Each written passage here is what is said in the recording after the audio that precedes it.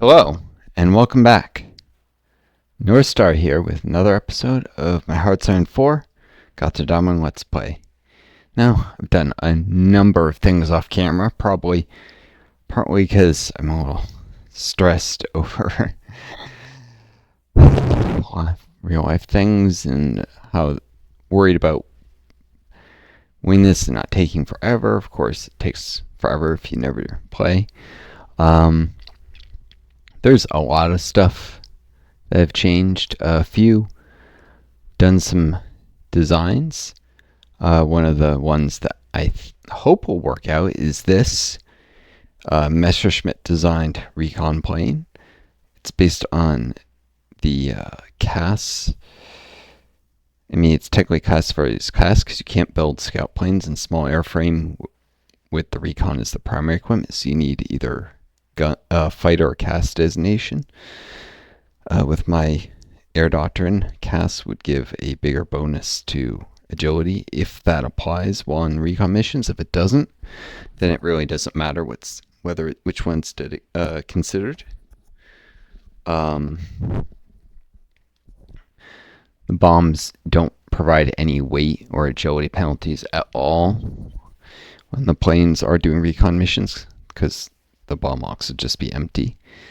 The heavy machine guns are because when I'm doing air recon over, say, Poland, contested airspace and war, they absolutely can still get shot down.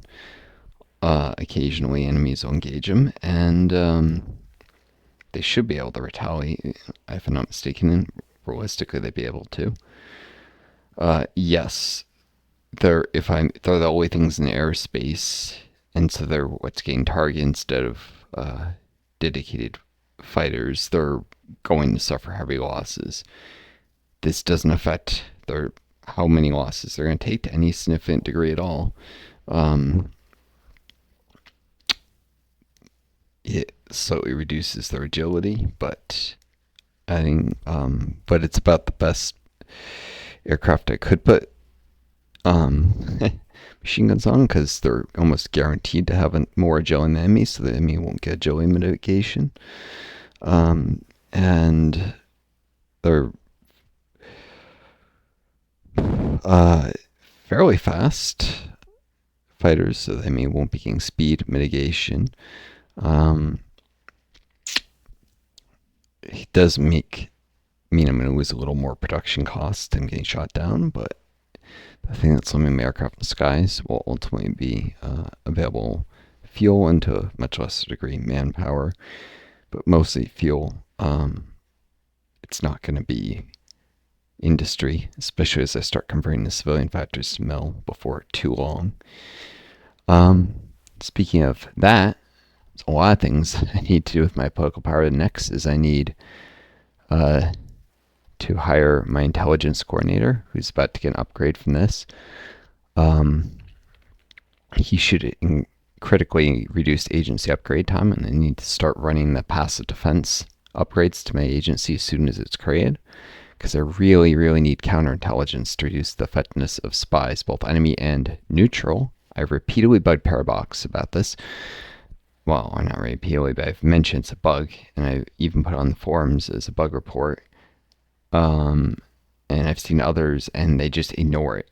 They don't even respond to bug reports. This is an issue. Neutral spies reduce entrenchment and planning. They shouldn't. If you're not at war with the country, it shouldn't be affecting those things. It does. It's stupid. That can even come from co-belligerent nations that are, you're fighting alongside in a war. They can hurt you that way. Another bug, I'll document here. Maybe if you folks have the initiative, you'll go Paradox forums and report these bugs yourselves, as well as my doing, because too many bug reports get missed, ignored, unless there's a bunch of them. On topic, when the AI runs out of focuses, they'll run continuous focuses, but they won't run ones that are appropriate for what they're doing. For instance, air production in Spain, when they're not producing any aircraft, so it's a complete waste. They should be doing army training, maybe, or resistance suppression, because they actually have resistance from states that lost cores on. or not running a focus. The AI never does that. They should sometimes, because sometimes they need the political power. And like I think I showed earlier, I also put a bug report with Switzerland doing that because I took a quick look. They're not really involved in thing because I suspected, and yeah, they were out of focuses. They're running construction engineering. They were building nothing but factories. That doesn't benefit. It's stupid that if the AI is going to be forced to run continuous focuses, they need to pick the ones that are appropriate. Switzerland has this unique one that benefits their militia, and they should absolutely be running that if they're going to run a continuous focus.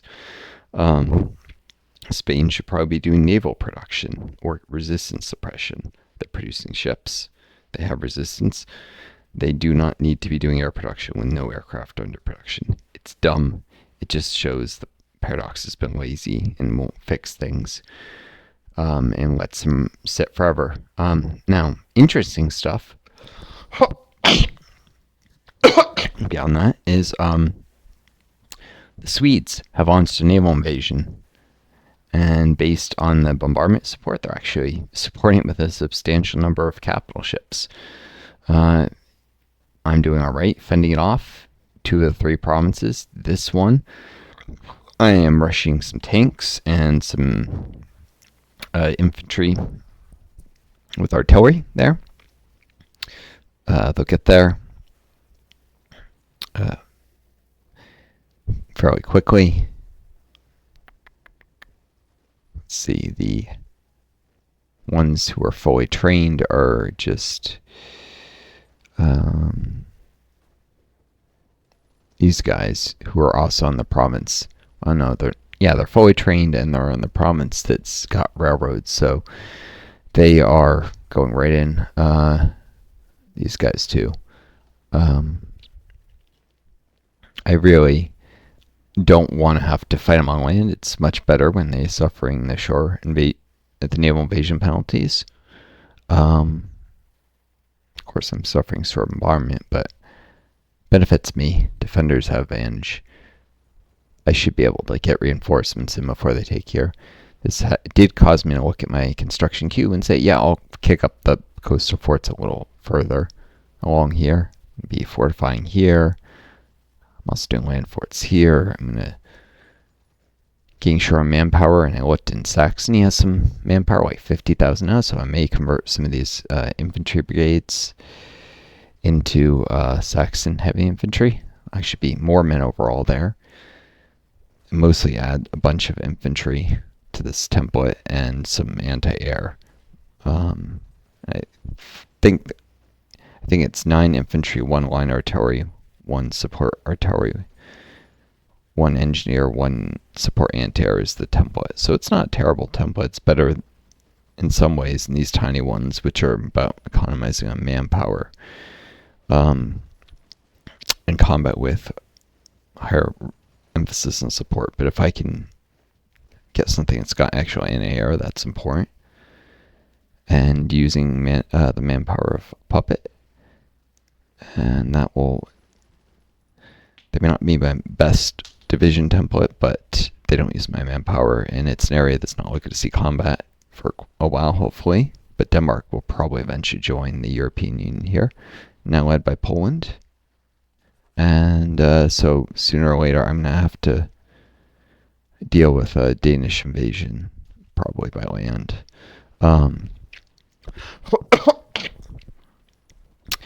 And I'll probably always be keeping a division or 2 here, just so if I do get a naval invasion on this province, I can defend it.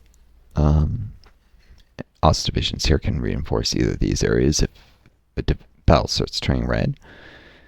Those would probably be fast divisions like tanks and motorized placed here. But anyways,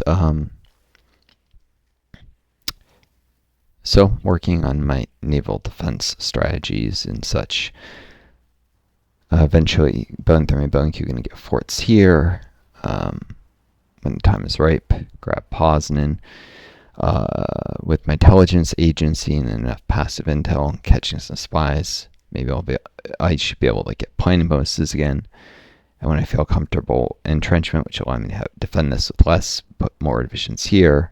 when I feel comfortable, maybe even put a spy in Poznan to reduce their entrenchment planning. Try and surround the city, then take it, and pull back. So I'm just defending the city and this forest so that the city isn't encircled, obviously. And have built forts and have a strong defensive line. And that'll enable me to concentrate troops, take the Low Countries, and I have a plan to then push through the Kingdom of Bavaria to make a surprise attack on the Czechs.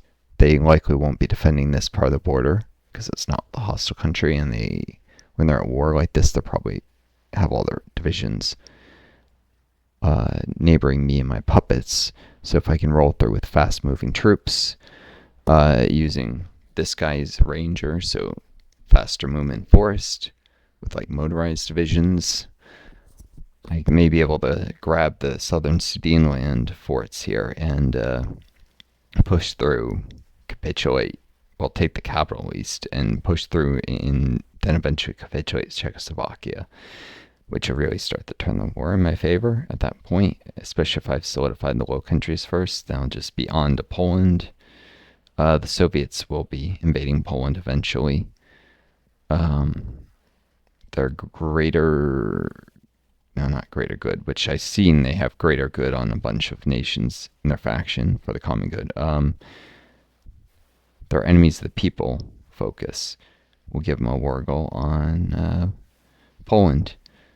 They won't use it while they have a non-aggression pact, but once they cancel that, eventually they'll probably push in too. Other dangers, Greece could end up joining, or Turkey could end up joining Poland's faction, because when they took over the EU, they got their branch of their focus tree. That's the intermarium between the seas concept, which means they can invite Greece or Turkey to their faction. So I need divisions down here soon. I did convert one of the motorized to the one that has a little artillery support, and the one place I think I might be able to manage it. This division has enough experience, they won't lose a level, and after eventually probably the second motorized as well, a little artillery, because I can't get more divisions here. I can at least slightly enlarge the existing ones and give them necessary elements they're missing. But if it's Greece, that's a lot of border to cover, and I'm not sure I'm going to be able to deal with it, or that Greece could join the Soviet faction through their focus tree. Either way, I could deal with a situation where I end up getting pushed entirely out. I could now technically, because of controlling this port, which is it's on the strait, but it should have access to outside it. So whatever, God, I can't even see the text because the stupid division templates are in the way. But this bit, Central Albania, I could try and evacuate divisions, either French Syria or all the way here to Marrakech, but it won't be long until the strait comes contested with the Italians pushing in here. By then I might not be able to do that, and if the Soviets come invading all this, they'll probably eventually take the sudden thrust strategy and push into Iraq, and they should push into Turkey, and even divisions in Syria will just get surrounded, destroyed, and they might very likely get sunk. I'll lose a lot of men at sea, just to delay the inevitable. I may end up needing to disband the divisions, hopefully before I lose connection to my supply network through this port. So I still have it through Austria, so they won't be considered surrounded until Austria attacks me or something, as long as this border. So I may need to eventually disband these divisions. I'm saving up command power. I'm going to probably want to start promoting officers from these divisions, because I may be forced to disband them. It stinks to be in that situation, but I just might not be able to do anything about it. Citations. I thought I gave a medal to one of the, I know I gave a medal to this guy.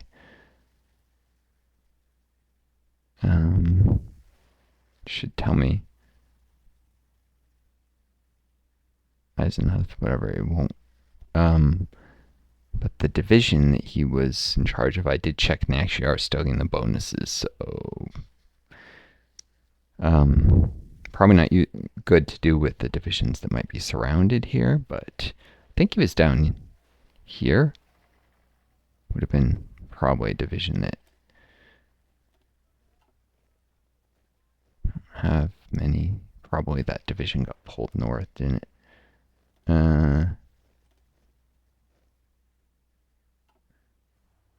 So it might be one of the divisions here now or something. Or no, it would be a tank division, wouldn't it?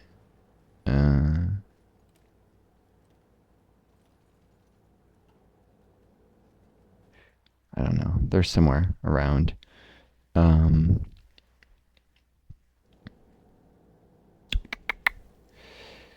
Where are the tanks that Eisenhower? I guess they would either...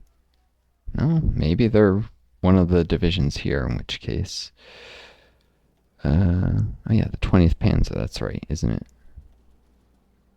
Yeah, and they are getting less supply consumption, so it appears the bonus is still active. I did compare it to other tank divisions. It's a little bit less. Yep, supply and fuel use.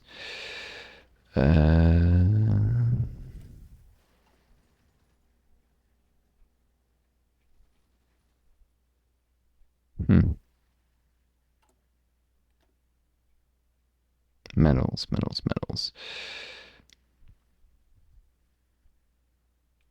8th Panzer Division is up here.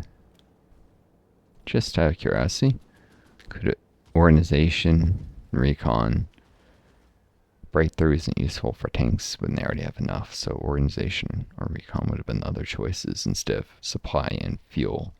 Critically, when I'm limited on fuel allow me to field some more tanks, so interesting. Let's get this going, because 17 minutes of strategy, catch up, that's a lot.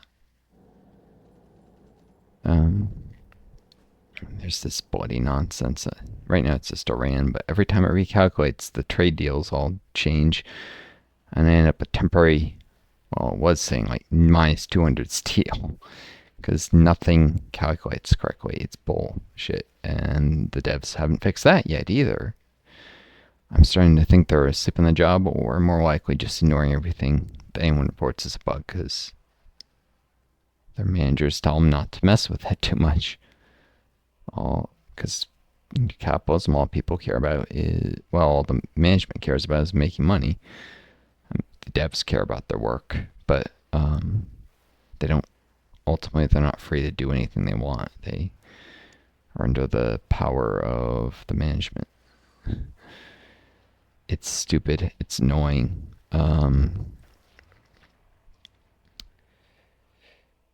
Should not be this way, but it is, and I don't know what to say.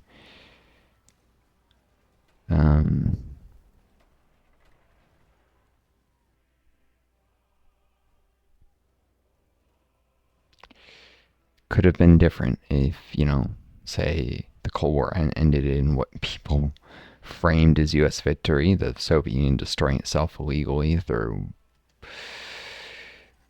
undemocratic, not the will of the majority of the people in the Soviet Union, and illegal, according to Soviet law, dissolution of the Soviet Union, when what it really needed was democratic reforms.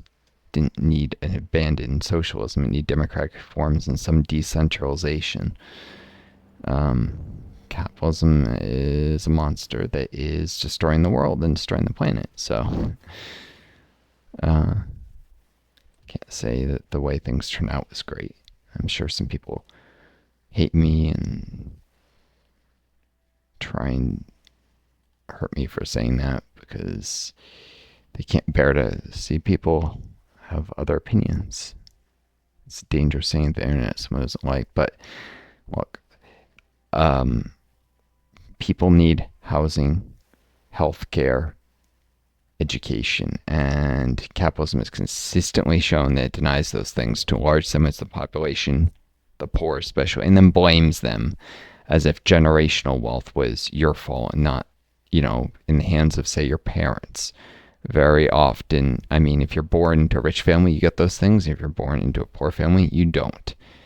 Often even children deny those, and young adults, a lot of their situation in life is based on their parents, not their own hard work. By the time it ever gets to the same point, it can be considered your own hard work. You've already been so screwed by not having those things that, yeah. Social democracy, provides those things a lot of time.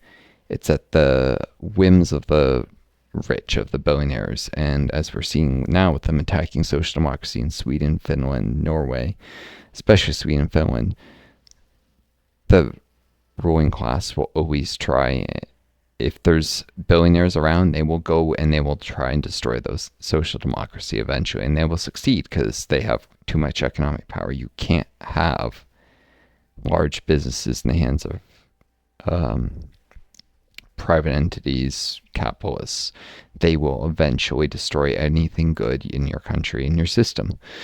So even if social democracy seems appealing, in the long run, it's fragile and it won't last. And I don't think it should go without saying that right-wing capitalism will screw a lot of people and blame them. And it's not just the harm of denying people things they need. It's on top of that, power and shame and trying to accuse people. I'm disabled on COVID, for instance. Not my fault. It's my roommate's fault, technically, or ex-roommates, who crossed like 3 state lines from a business trip, coming back with what he knew was COVID. And I was like, oh, I just lost my sense of smell. And then pretending he didn't know for absolute certain it was COVID. He did, and he made it fairly quickly. When law said he broke the law to do this, he should have stayed in place and quarantined in place. There were laws of multiple states, there's lines across that said he couldn't do what he did. But what am I going to do? Sue him for just give me a virus that disabled me and ruin my life? That does not work. Just does not happen usually. And that would have just ruined his life just because he ruined mine. It's just vengeful. What we need is, a decent welfare system. And the U.S. does not have that. It's patchwork. After allowing the state government to provide what the federal government is trying to make very, very hard to get. There's an asset limit on one of the programs they ought to be eligible for that's way too low from the federal government, and the other just runs people through the middle with tons of paperwork and denies most of them even when they're deserving. I'm talking about SSI with its asset limit, which is only $1,000, and SSDI with rules are confusing. I thought I wasn't qualified for it in the work requirements just because of how the calendar year is, and I'm like, what's the definition of a year? Is it a year of work, start to finish a calendar year? And the fact that I was in school so much of my life before I got disabled meant that it's only because the counting method is different than initially I thought that I would even be qualified for it. Because what happens if someone goes to undergrad, then goes to a medical school, and then gets disabled around medical school? Then they can't get SSDI at all. I had a patchwork of grad school and working that barely qualifies me.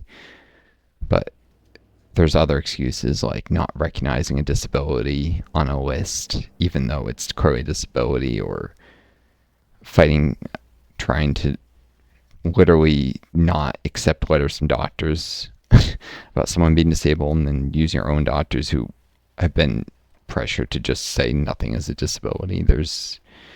I've heard horror stories of some things happen to people. Some of it may be scare tactics.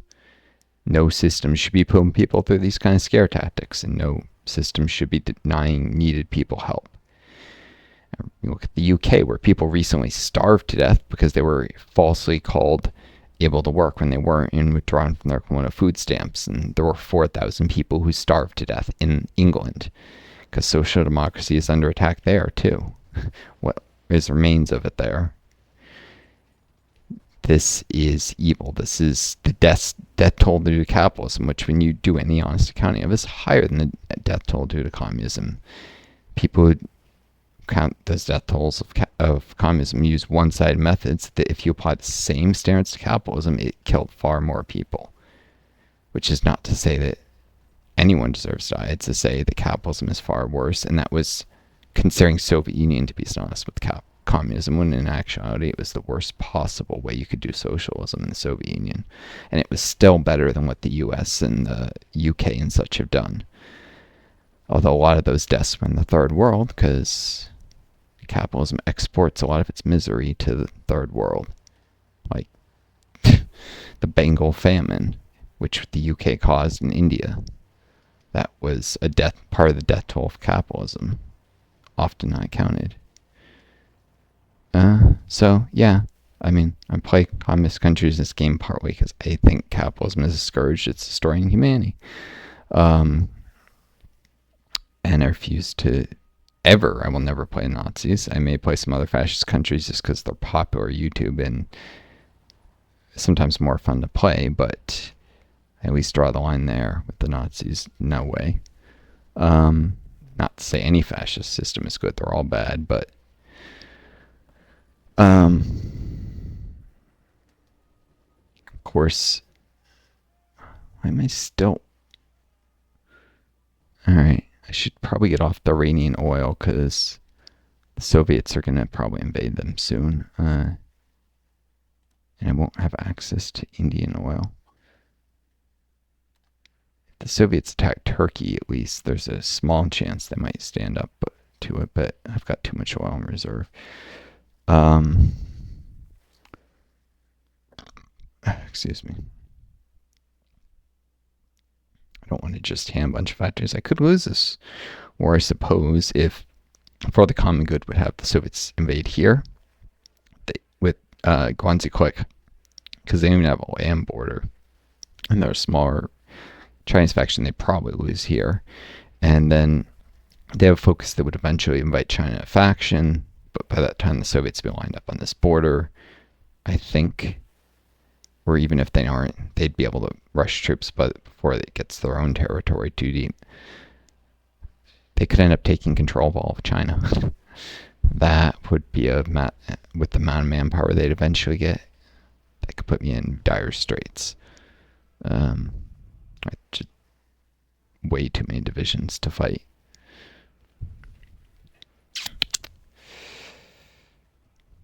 Of course, the Soviets already decided to go to service by requirement, so they already have like 7 million manpower. I think I looked at the screen, my Civ Intel on them. 7 to 9 million. This is ridiculous. They didn't need to go beyond extensive conscription. They're just hurting their industry by that.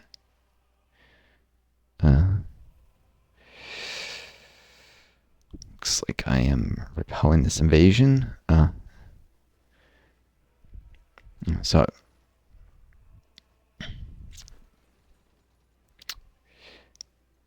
this was already repelled, that naval invasion, before defending lost. No, I didn't. But despite the game being weird, yeah, I took 330 losses, but I did drive the Swedes back into the sea. Right.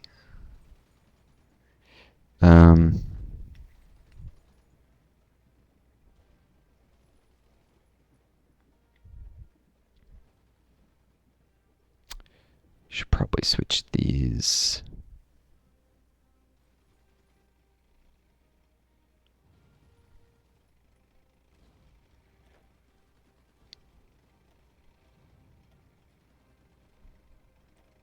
Vidar. What? This guy is he's brilliant, I guess. I don't know why he's not the one in charge. I'll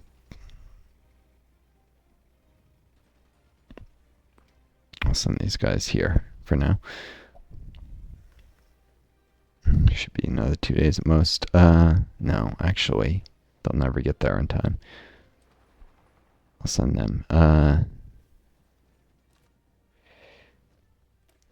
Switch this from heavy infantry to heavier. It's just got one more line, artillery. Put them on this border. Should probably defend where the actual factories are.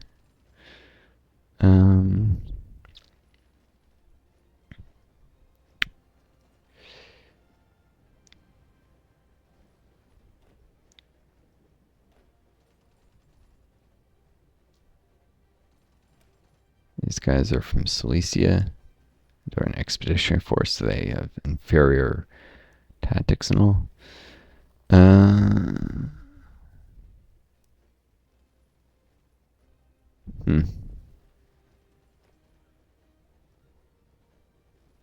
These guys here in case they were needed. Should probably go back here.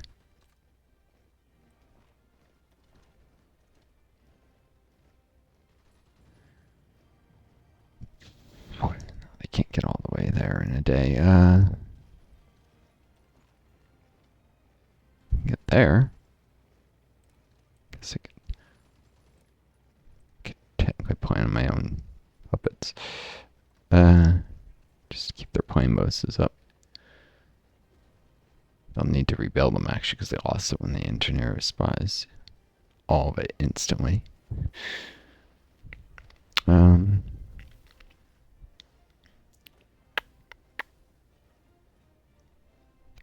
Oh, yeah. Oh.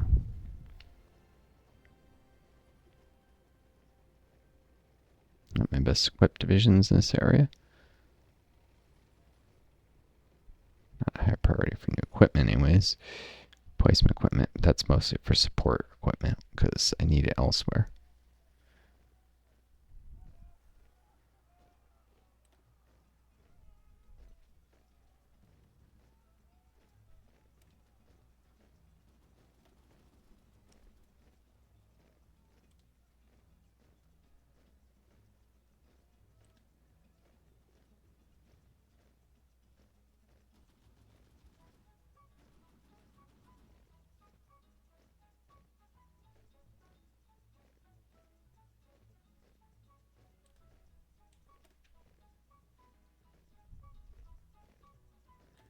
Sorry, I'm just playing with the sound a little. Trying to get a little less emphasis on the marching sounds right now. Alright guys, heading back up here. Gotta get him playing back up, and yeah. If I have enough divisions around to the Danes, I could push them, but it looks like it's actually going to be pretty evenly matched. So in fact, I may have slightly weaker force here. Not enough for them to push me, especially as I enlarge some of these divisions, but not enough for me to push them. So I dig in, I sit on the fort so well, then if they attack me, focus on the Low Countries. This pocket, I'm going to squish it. These guys, they don't yet have all their new manpower, but again, they're extra artillery.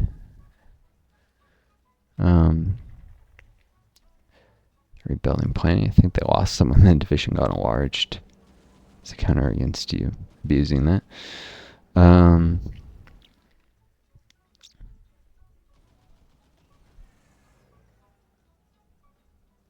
They're doing fine, apparently. I'm gonna switch these to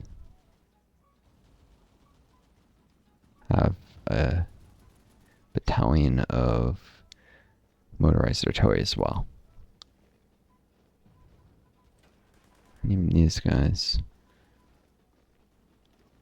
Hope this, well, I've seen attacks here before. You know what? No. We'll leave those. But for now, I need artillery. And the only way I can do it that won't slow down our motorized artillery. I know people say, oh, they have terrible stats. That's not the point. It's to add actual artillery to your motorized divisions so they can fight decently.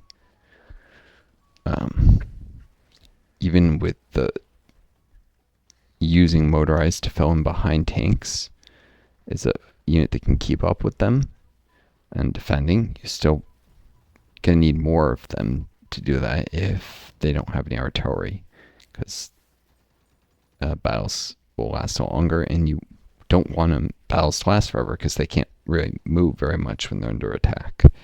You want to be able to defeat units that are attacking quickly so they can keep pushing in.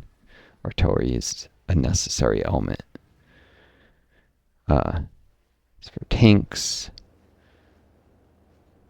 light self-propelled artillery, I'm terrible for tanks. I know at the medium and heavy level, self-propelled artillery start to become not as worthwhile. But with the light, it's not that many fewer vehicles per battalion, so the stats are actually better than they may look in soft attack. Yes, it hurts breakthrough. You don't need as much breakthrough as a light tank division normally has, if it's a decent one, and especially if you give it planning bonuses and commander ones. Breakthrough in excess of attacks they could suffer. Keep in mind that hardness reduces soft attacks is a waste. It does nothing useful for you at all. Where soft attack will help with performance. And fewer vehicles per battalion also means it's a little cheaper to equip those battalions and uses less fuel. It costs a lot of army XP, but I've already finished my entire army tree. All this can only really go into expanding divisions and designing new armored vehicles and improving my motorized, which is very expensive to, probably save to, like when you get to motorized 3 or 2. Spend some army XP to improve designs, maybe a little on the 2 and a lot on the 3. So what else am I going to do? I also have to finish my Mountaineer Special Forces Doctrine, but there's only 2 of those left, so that's 120 XP and that's done. Forever. So, yeah, it's a late war thing. You would not use it in a historical World War II for sure, but although the Germans historically did include self-propelled artillery in their tank divisions, may not be optimal if you do it that way, but if you start World War II in 43 or something and design your power curve to peak in 43 instead of in 41 or something, then it makes sense. What the heck? They're attacking with a sick general who's only level 1. What are they thinking? The AI is dumb sometimes. Just throwing away men.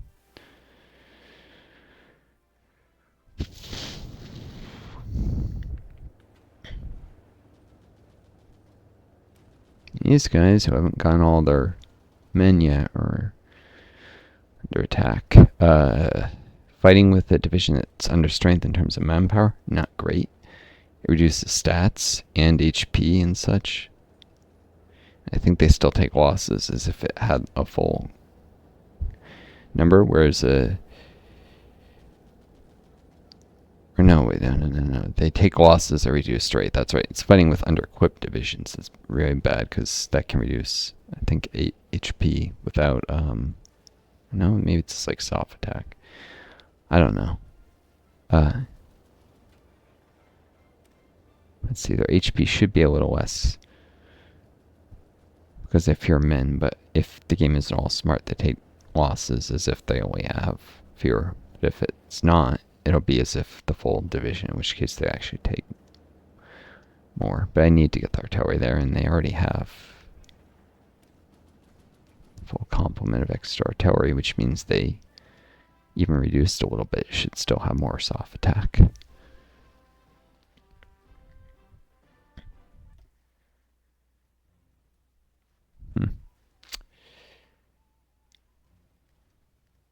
Okay, so I do need to buy some oil here. Why is there not a faction button? Alright. Who's likely to hold out against the Soviets the longest? Probably Turkey. And India won't actually be pushed for anytime soon. That won't be until the British take it, and the British will actually end up on my side in this war if it lasts long enough.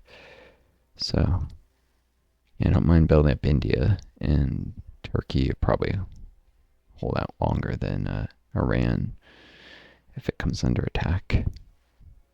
Iran doesn't have a focus tree. It doesn't have a large military. I think they're getting a focus tree in one of the future DLCs, though. Probably the Graveyard of Nations. I think that would refer to like Iran, Afghanistan, Graveyard of Empires, because historically a lot of empires broke themselves on Afghanistan. Heck, it's probably part of the nail in the coffin of the U.S. empire, which is slowly declining. And there's no question that invading Afghanistan played a part in that, in breaking faith in the U.S. around the world. I think these guys could be converted to heavy infantry now.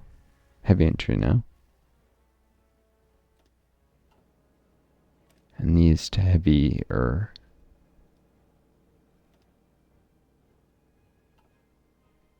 bring more artillery in here. Pointing at the Soviets. I mean, I have all this artillery in stockpile. Jeez, with all I've been giving out, it's actually starting to run out. Well, that's in excess of what I'm going to be sending out. Okay.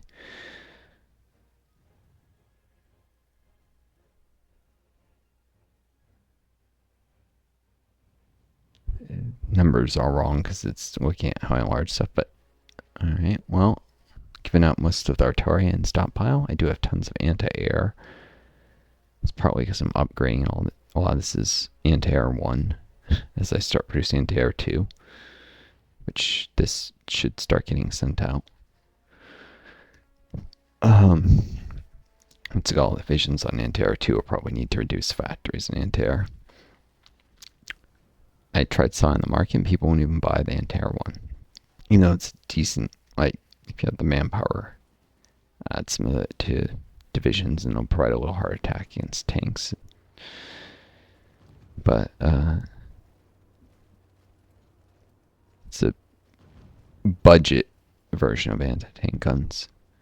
It's some, obviously, utility against aircraft as well. But whatever. Not happening.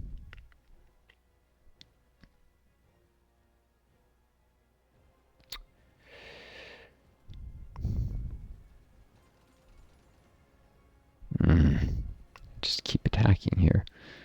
And losing. And attacking again. It does make it harder to find where I actually need.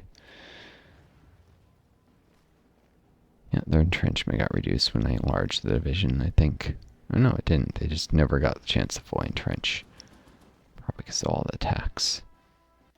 They'll get entrenchment at midnight if they're not under attack.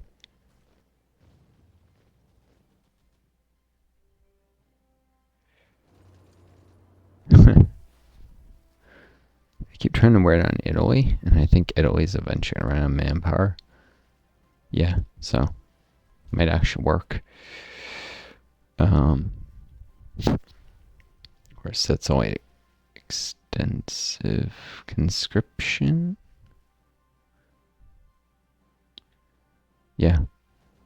Once Italy goes to service by requirement, I guess that'll at least hurt their industry. Of course, the Balkan Federation is already on it. They said, oh, and now they took total mobilization. That's new.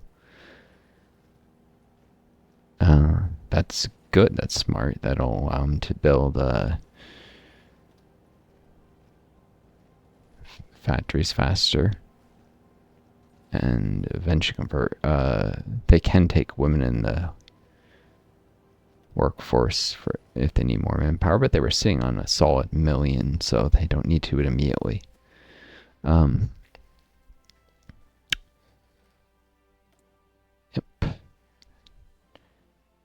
So, and they're doing heavy industry, which offsets some of the penalties from service by requirement. In fact, all the factor production penalties. Dockyards and construction speed will be hurt a little. You do the math. Total mobilization service requirement with a focus like that, they're coming out ahead. Heck, they're coming out ahead without the heavy industry. In the long run, from more factories getting built. This is turning into a war of, industry and attrition, so, yeah. Oh yeah, I don't want it to be like that forever. I did design a bunch of new aircraft, and it's not just the Me-87 Recon, which also has the dive bomb. It's not like the game agility stuff, which is not showing the agility here, but it is in the variant design. When they're actually built, I don't know if they'll get it or not on recon missions. The idea is they do recon. The fighter weaponry enables them to retaliate something against fighters coming to shoot them down. Won't really affect their loss rates. Will enable me to do some damage. Put heavy machine guns because they're cheaper relative to air attack. Not gonna go for performance when they get shot down a lot. Light machine guns make him more agility, but not cost effective with the loss rates they're taking. And then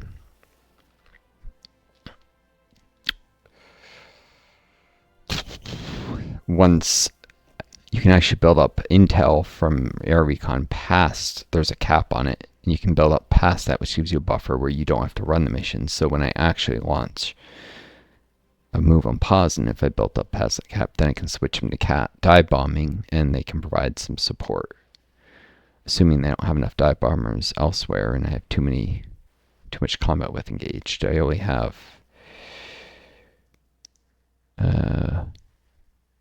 32 level bombers left, even after merging them earlier. They're all the way back up to veteran. And 42 dive bombers.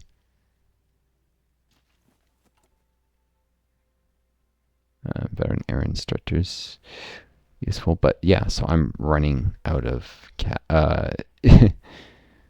dive bombers. They're getting pretty beat up here, looks like. Which I don't know how the enemy has such low air detection. They should only be able to target the fighters. Probably enemy anti-air, divisional anti-air. I keep seeing losses due to that popping, so I think they're getting shot down by like divisional anti-air, mostly support anti-air. But yeah, anyways, I'm going to be training up naval stuff to get secure my supplies of oil by sea from the British. That'll be a long-term investment. And then recon for the recon bonuses.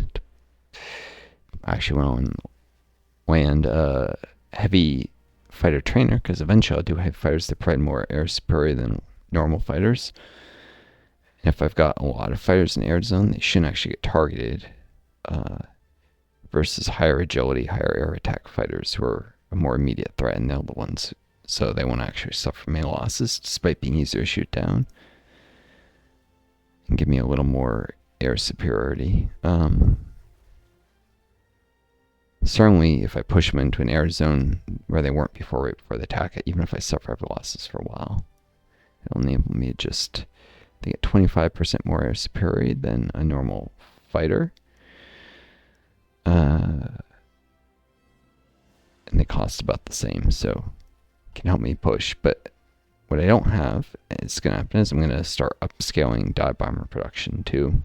Eventually, when I start converting civ to military, and a bunch more dive bombers will help break the stalemate, as well as more fighters.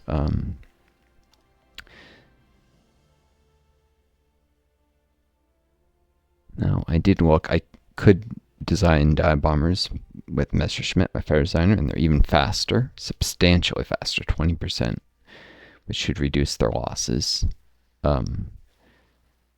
against fighters that are faster than them.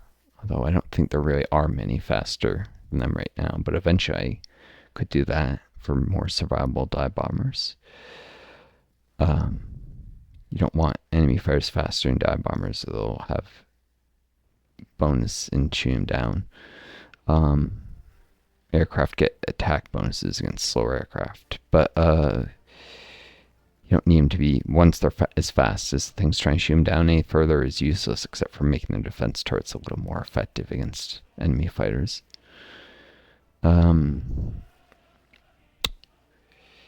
Junkers can allow me to get pack more ground attack and dive bombers, eventually to the point that they'll hit harder in my attack. And of course they use less fuel each.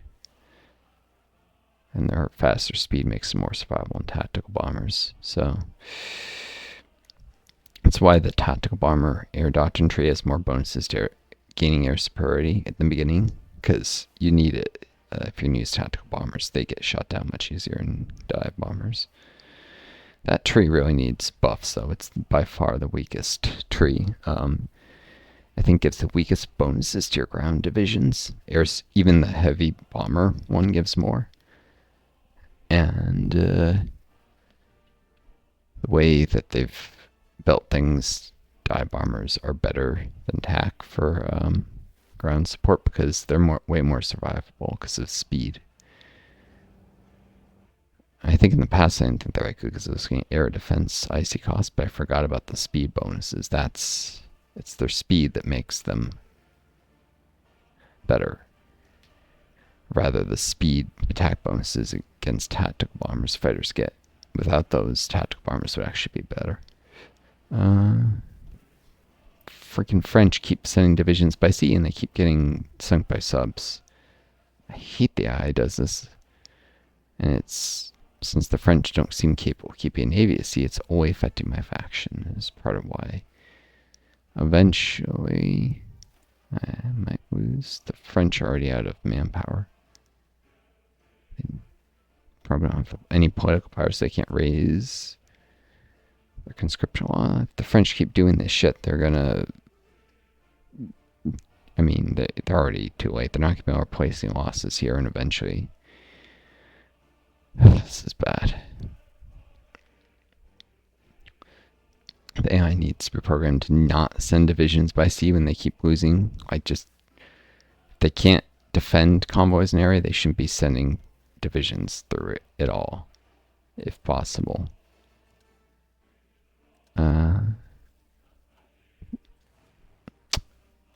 Let's see what type of ace. I'm hoping... Oh, cool. Adler is a level 3 fighter ace.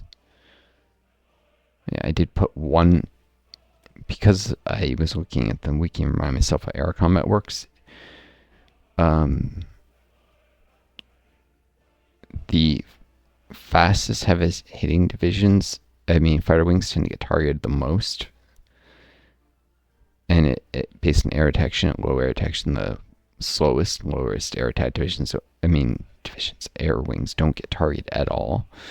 At least according to the wiki, if that's accurate. So, taking the wing that already had the most experienced pilots would have been the fastest and give them higher priority for the newest aircraft. I think Elite should do that, and they do seem to be getting more. And also my best ace, and I'd like him to not die. The newer aircraft are more agile, so if he can not die, that'd be good. My next best fighter wing. Let's see, that'll average all the stats. So air defense 13.3.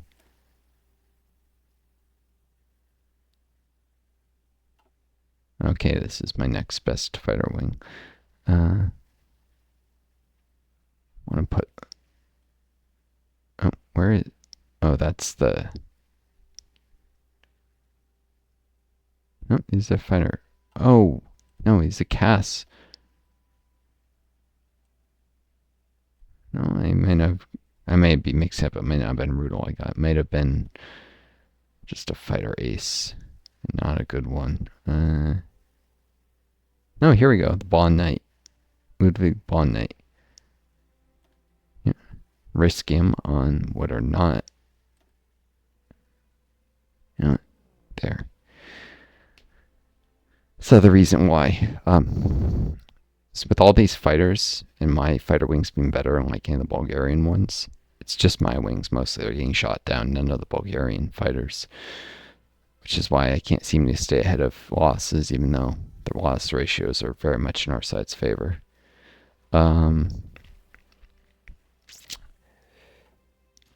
Putting, like, spending more IC on better guns like cannons, even, which would come with some agile losses in these.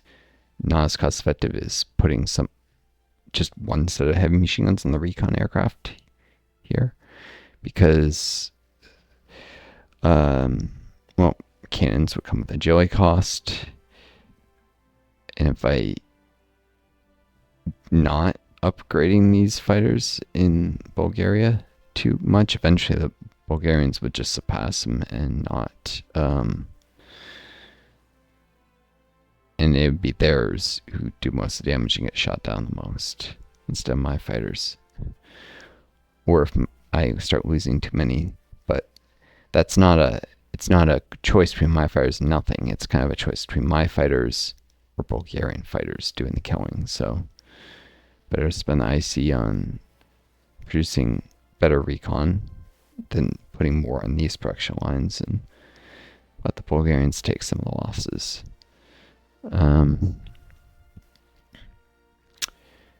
Because the marginal improvement of my slightly better fighters is a lot less than an armed recon versus a completely unarmed recon aircraft. So, yeah, I'll need a lot more mil.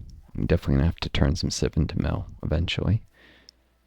Though I have other stuff like fortifications to do first before then. Much more immediate benefit.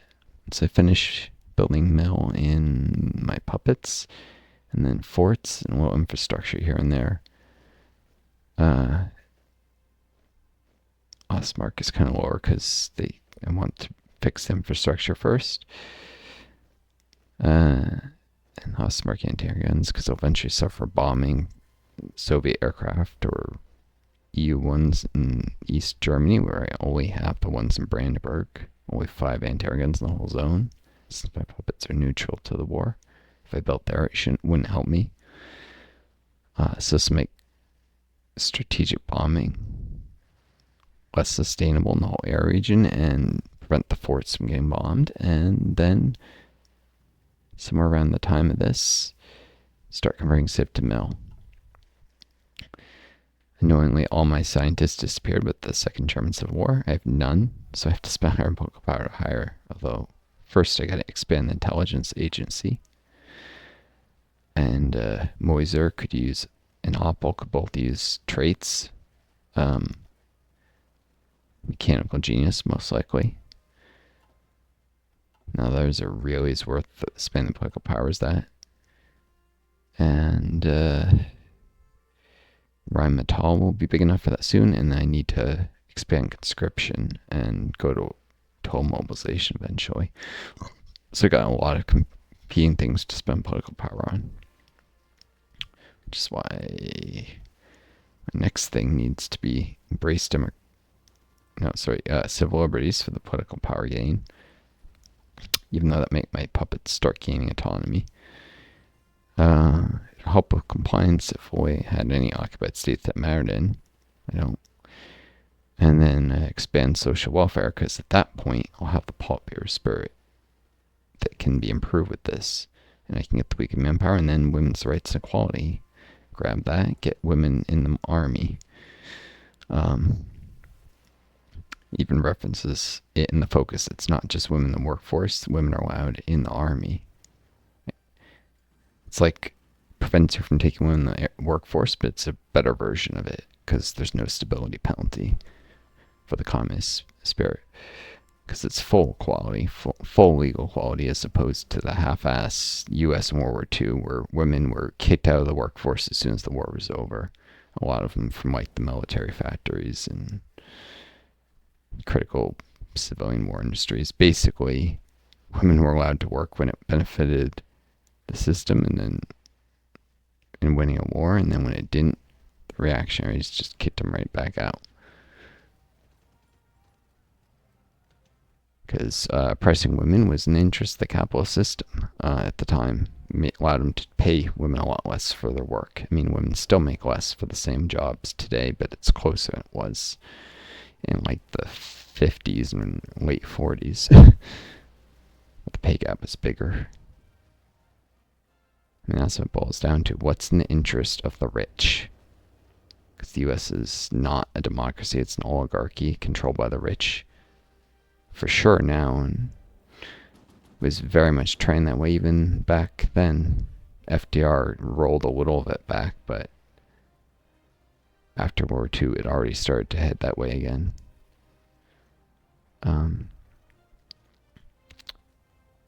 Where you have like the Korean War, where the U.S. set up basically a puppet regime in South Korea, refused to hold elections to unite the peninsula, because and we have CIA reports that prove this. We knew that if there were peninsula-wide elections, the communists would win them.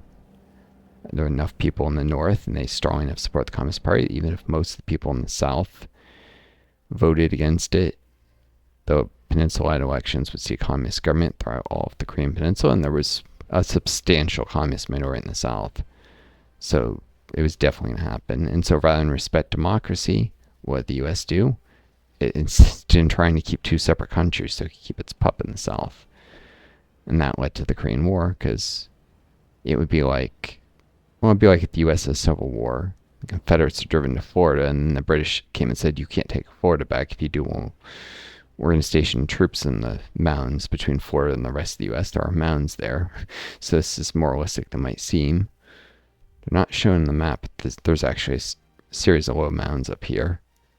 It just calls it forest here, but you can see it on an actually accurate map. Be like the British stationed troops there, and then a war broke out over Florida. Or sometimes people say California because it's closer to the proportion of importance of the south of Korea. It was wholly illegal what the U.S. did, and the North Koreans had every right to try and unite their peninsula. There's a lot of, fortunately, the U.S. will fanatically try and oppress anyone saying that. Some CIA prick noticed me. I'm sure he would try and shut down this channel. And South Korean government throws people in jail for saying that. For saying the truth, honestly. Because the imperialist project can never be questioned.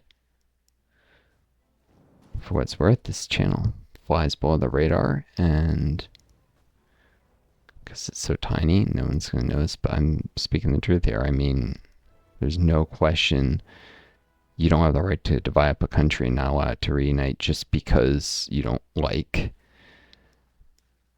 one of the ideologies. This is based on the automatic assumption communism is evil, and therefore we have the right to split a country in two. Except we never proved that initial pasha. We just took it as granted and threw in jail. I mean, the first and second Red Scares, anyone who opposed it and scared a lot of people into, oh geez, there's gonna be yeah, I figured Western Balkans, these guys are not defending all their ports, and they're sending divisions by sea. Oh, it's freight, at least.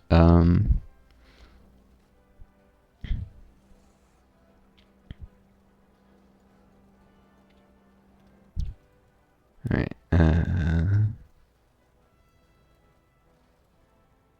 turn these to heavy and send these guys that are more organized. I'll start with the 16th. Let's see what would be Dubrovnik or Kotor. This is on a rail terminus, so I can get a division there quick.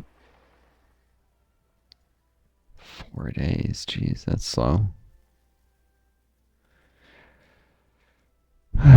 Still have this division here.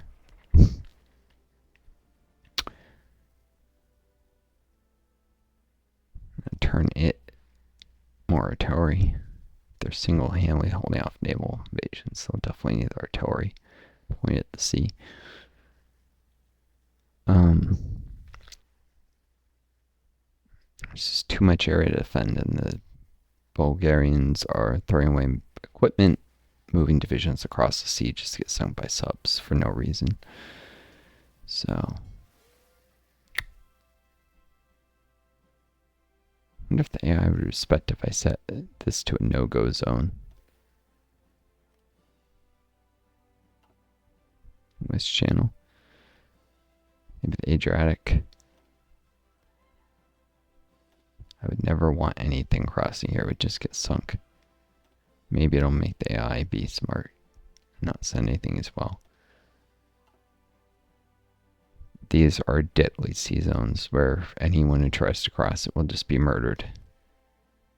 So maybe that'll make the AI get a clue. Probably not.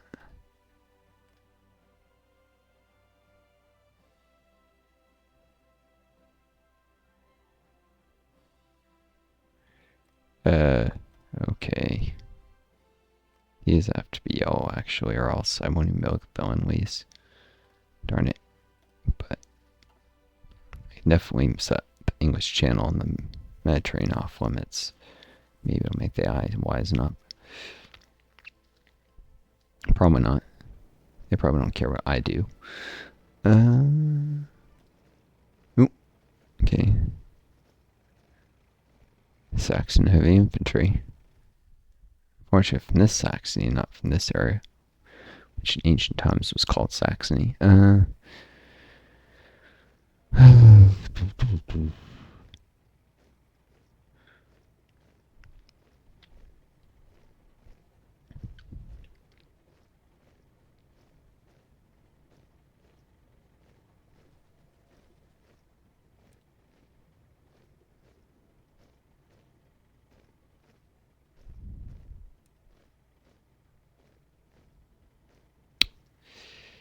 These are the marsh guys who actually need to return to the marsh in case of a naval invasion there.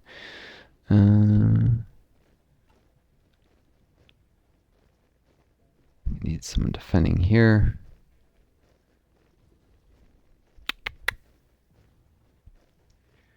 Ports are more important, but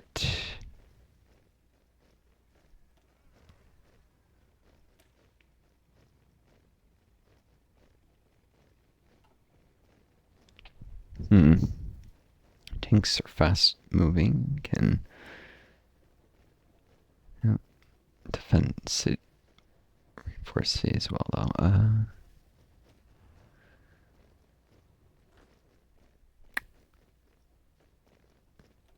Yeah, these should be switched to heaviest infantry I can.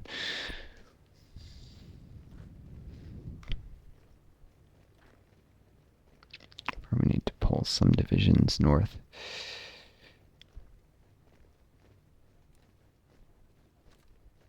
Nope.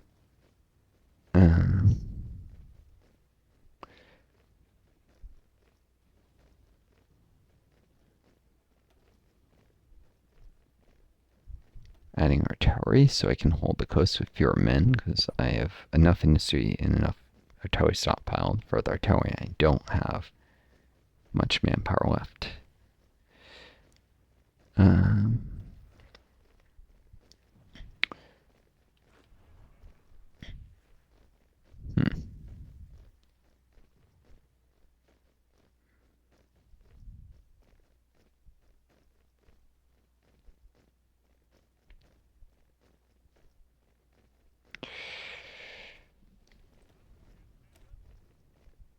Tanks actually don't have that much attack. I guess they could go into this guy.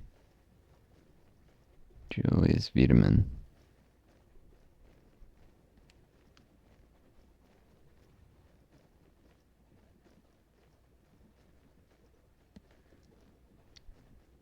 Where is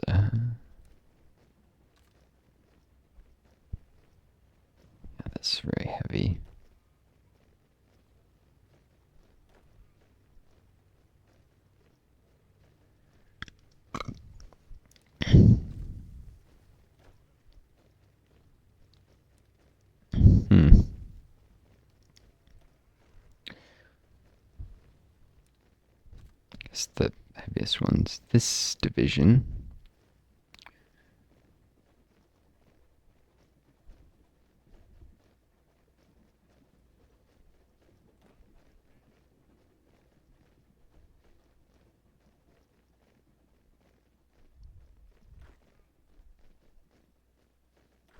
Maybe retraining, so this still wouldn't be fully. There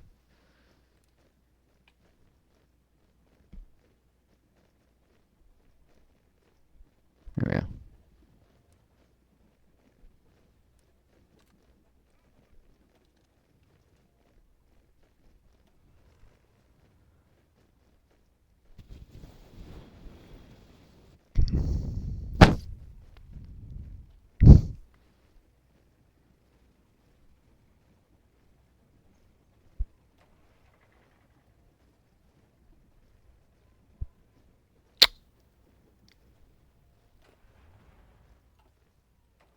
I think I stuck him on this guy because he'd be a little more effective if there's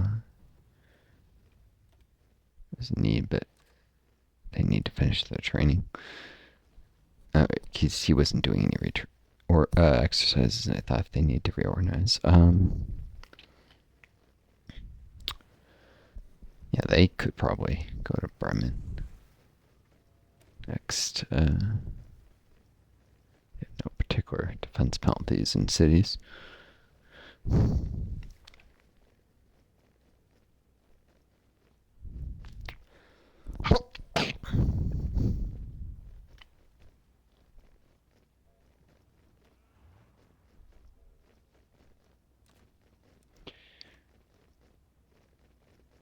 Set them here. The reason I want tanks up here is if I do somehow lose one of these, I want to quickly retake it. Tanks are good for attacking. That guy's my best at planning, so yeah.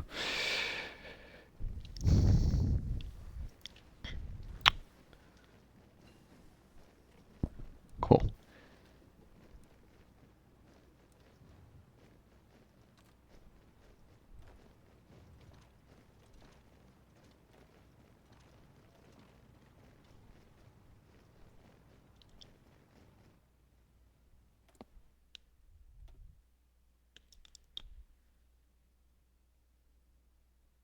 Yeah, I was gonna do this so that even though I'm not immediately doing field hospitals, to grow apple, because I am trying to get armored pulpit mount, and I'm gonna upgrade my truck designs with that.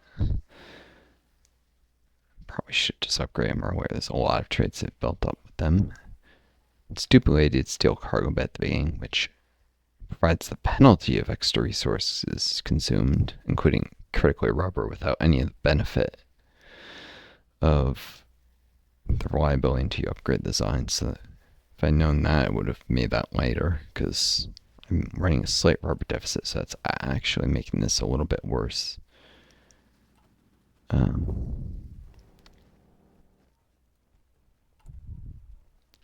It's like a quarter of a unit of rubber. It might be running down, doing nothing.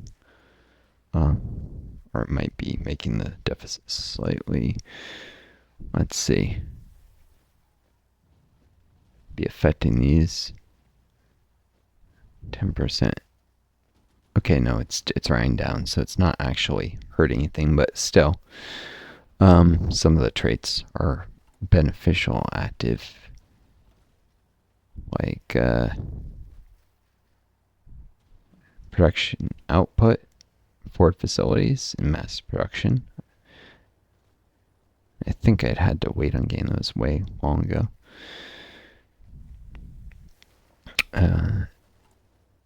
Anyways, now that I've got that, I was going to build an improved tank design. I was just waiting for that one tech. So I was going to 66. So I already have some light tanks in reserve? I do. Some of them are probably older. Panzer ones and stuff, yeah. But I got a few Panzer IIs, so it's perfect timing for upgrading.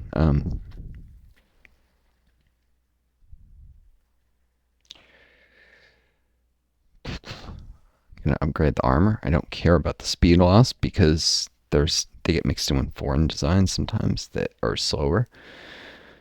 I can't afford to upgrade the engine and consuming more fuel because I have limited fuel, and I'm gonna lose. I have even less soon. And the Soviets eventually can only be so many more focuses before they invade the Middle East.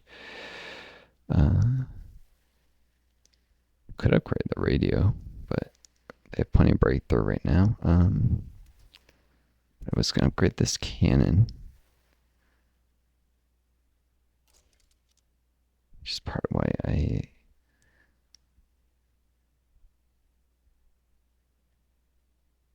could have probably actually done this trait and lost no efficiency earlier. That was dumb of me. Reliability, speed, and defense. I could just not if I was going to do the next tier of armor soon-ish. And I was going to throw in squeeze bore adapters, which is why I have the tungsten or easy enough access to. Let's see, I have how many factors and tanks? I might have to buy a tiny bit or run it.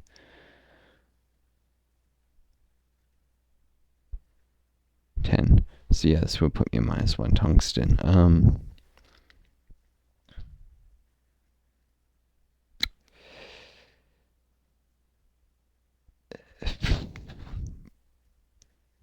don't want to buy for just one. It needs aircraft, so maybe I'll just yeah, I might reduce the number of factors and tanks by 1. Light tanks for now. Let's see. What else? Squeeze bore adapter. I plan this, and planning this, I realize, I don't need the defense or breakthrough. Bishop machine gun would add substantially the cost. So it's sloped armor. Could go to welded armor for more cost effective and less army XP, increased armor, but I would need a tech for that, and it would cost chromium, though I have enough.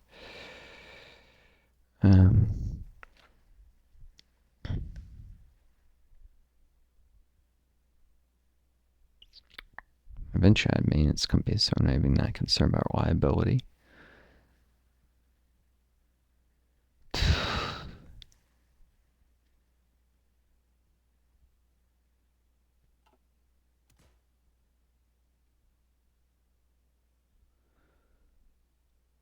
But hey,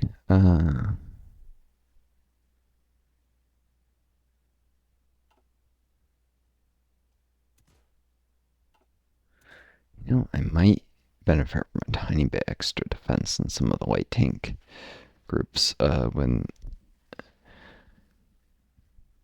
attacking, they have tons of planning bonuses usually, and it's on my terms, but there are occasions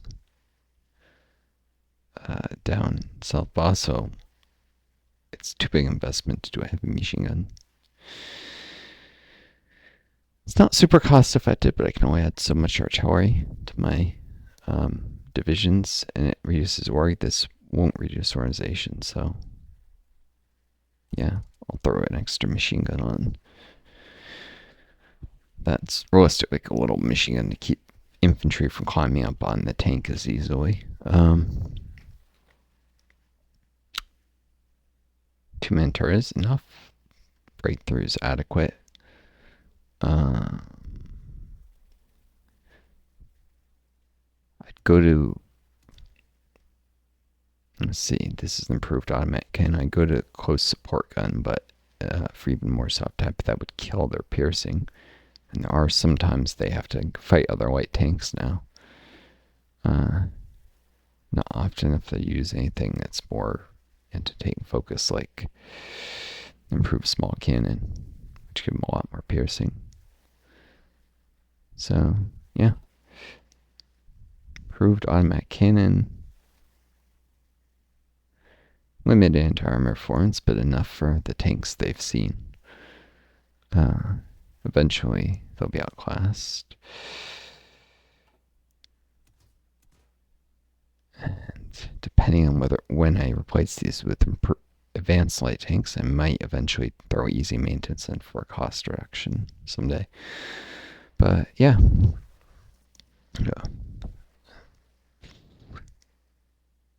Could do this, but the only thing that would be beneficial here is reliability, and I think this would add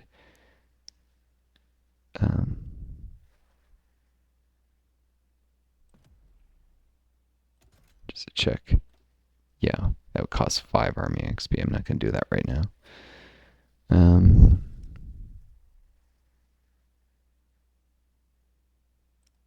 Panzer II Aus of B.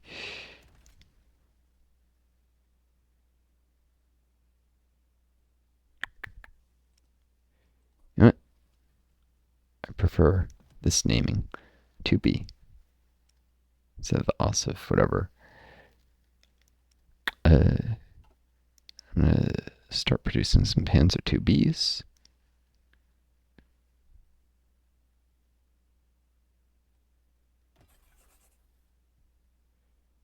Kept most of the efficiency, and we'll see. I might actually, based on routing and stuff. Okay, I'm at precisely 0 tungsten. No deficit. Oh, that's because this manufacturer reduces use a little. Save me 1 tungsten. So yeah, just enough. And that get me light tanks with a little better anti-tank performance and more self-attack. Substantially more. Due to improving the turret. I mean the gun. It's like a faster firing gun than before. That would be a big enough upgrade, marginal as it may be, until I eventually do the 1941 light tanks. And probably with welded armor at that point. That would be like basic Leopard tanks, which, I mean, that's what he even calls them.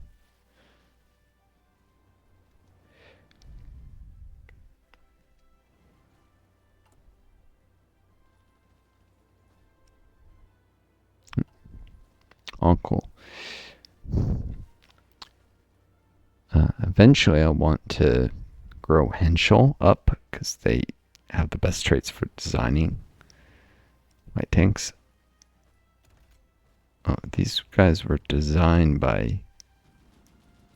Oh, this gives reliability, and I don't need the speed, that's why. And production cost reduction. Excuse me. Eventually I want to grow them because they get a trait. They have to be, I think, size 4 or 5 for it, but let's check. Yeah. So they have not till they reach size 5, which give me a scientist without having to spend political power. It's a lot of industry to get that, but eventually they're going to be designing light tanks, even as I produce them with Daimler Benz sometimes. Preferring to use Henschel for tank research is what it'll be. Because they'll be a less efficient producer, but better designs. And I may have to give them production for some more funding, too. Someday. And that will also get me a scientist for Land Warfare. I'll need to hire scientists for the air facility, though. Where are they? Why are they... No, strategic redeploy. They must have gotten tapped on the way or something. Annoying.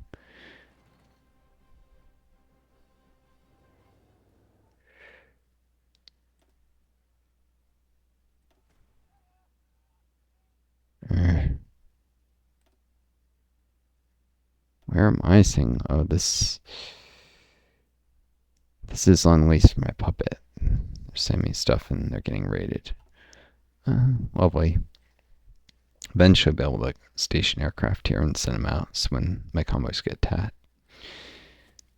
the subs will risk getting killed by my aircraft, but I don't have quite enough naval bomber stockpile yet, I don't think. Let's check. 17. Maybe when I get to like 30, I'll start turning the air wing up. Ideally, you'd want to wait to 100 because as you add planes, creates a disproportionately large decrease in experience, but I really need to start sinking these subs. There's just way too many, and sooner or later I'm going to need control of the seas. Or at least less rating against my stuff.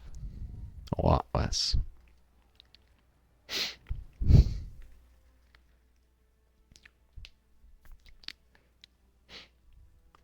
I'm also losing war support from these convoy raids, which is probably a reason I'll have to turn down future on leases. How long have they been trying to send me this stuff? I've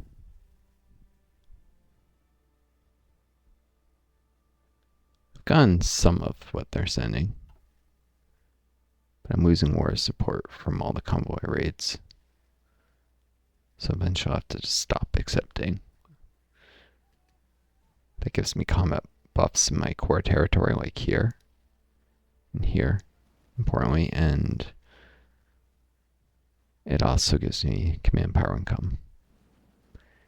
Which, even though I give up some of that in favor of manpower because I need that more desperately, I do need command power from to recruit new admirals for good ones and new generals out of the people here before they have to span these divisions of this area falls. There's some good general candidates and a whole bunch of junior people I don't want to try and get ones with very good combos of traits, train up. I know I have meticulous preparation, but sometimes they can still roll brilliant strategists on their own. And if they have more than 300 experience, they come at level 2, but they have a chance of rolling these extra skill points. If they have over 400, they could be infantry or armor officers. So I could get infantry armor officer who's a brilliant strategist who rolled extra points, potentially, if I roll a dice enough times. And those guys would be good cans for training.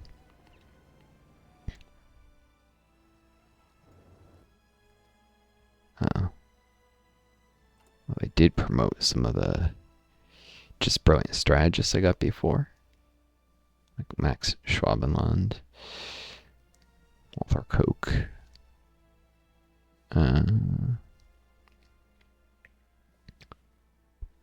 I should have given this guy just offensive doctrine.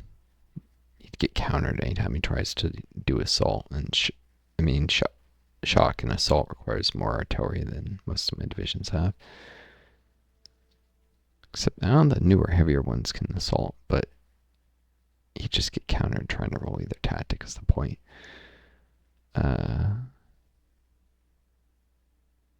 Some of these guys, this one I'm playing the Marsh because Mia personality takes a long time to cover getting sick anyways. Wiederman got potential using him. Schultheis.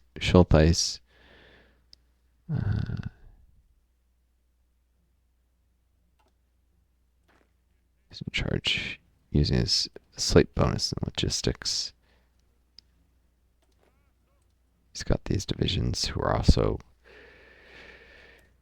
not super well equipped. Could suffer crits from the Danes if they got attacked before they're entrenched again.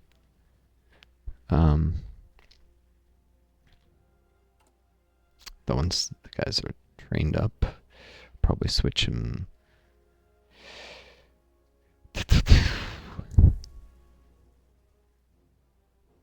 Wiederman's got his full 24 divisions. Vidar, I'm just using the Marsh. Ostag for using for training people too, but he doesn't have much potential. Shoot, I'll probably have to give Leekner offensive doctrine and put him in charge of Blaskowitz just because he's already level 3. Yeah, don't have a lot of great people for wing armies. I could also do Eisenhuth, even though I'm going to train his armor more. You could still gain some experience leading infantry. Get him level 3, see if he rolls extra points.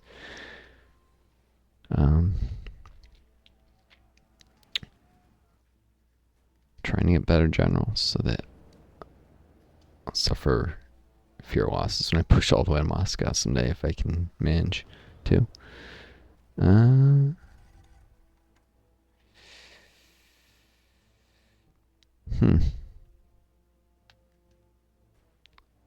It's going to be tough if the Balkan Federation falls, and I suspect it will if once either Turkey attacks or Greece or Turkey joins the Polish faction. Turkey gets attacked. That would open up a front through here.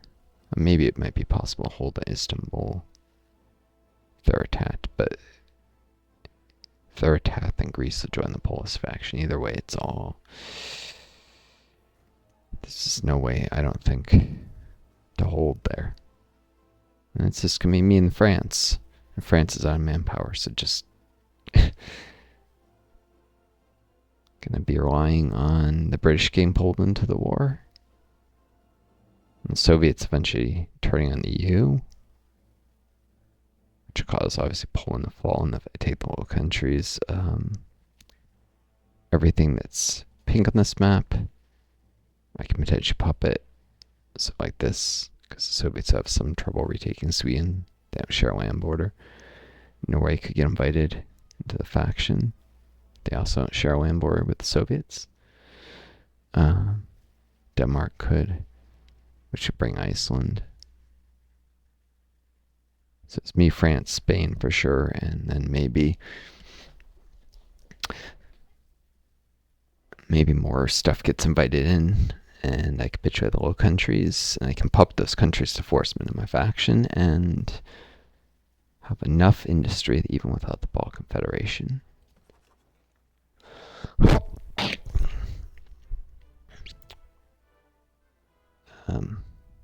I'd probably need to push the front, puppet at least Western Czechoslovakia, and try and defend. I have to expand my border with the Soviets no matter what, but hopefully by then I'll have enough divisions, especially if I disband these, get the manpower back. And then train more to hold a line like...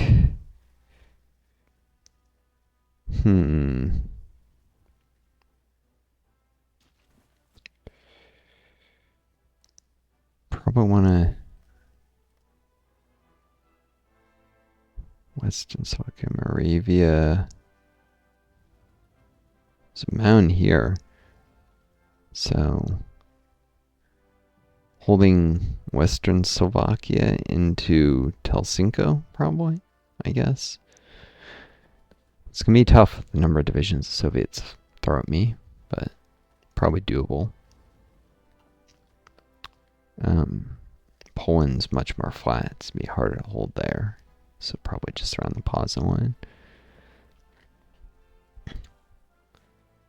Of course, the Soviets will puppet parts of the EU as well if I capitulate the Low Countries and they turn on Poland after they cancel their NAP with them eventually when it times out.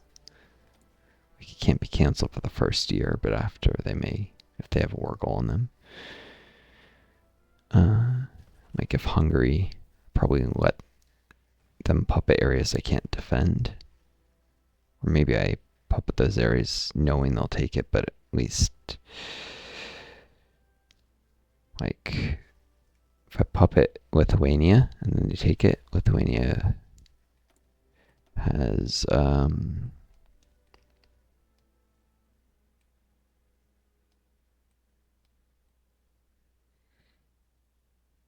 they went indivisible power state, so if they can't appease the Russians if they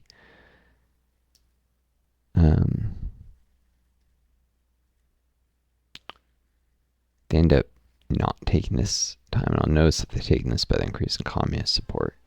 Then there's prepare for the inevitable. And even if they get capitulated, that'll be a bunch of factories that they'll have where they can produce equipment with factories. If they don't have any land, I think they can still lend lease. Like, he'll just appear directly in my capital if I'm the faction leader. I could be wrong. Still could be equipment that they stockpile, and eventually when I liberate their territory, they can train a bunch of divisions once they have some men. Unfortunately, full government exile mechanics don't apply to communists, fascists, or non-aligned factions. They should. Really, it's stupid that only democracies get that. Some people point out it's because collaborations in government exile take the same place here, this tab. But actually, I've seen this in my multiplayer game where ran ahead to see what happened when I flipped commies. I was a democratic nation with already a government exile. If you flip commies then, you still have the government exile. It just goes under one of the collaborations. It counts collaboration even though it still has all the government exile mechanics. So they could have given like communist governments in exile for when their allies are capitulated. They just chose not to.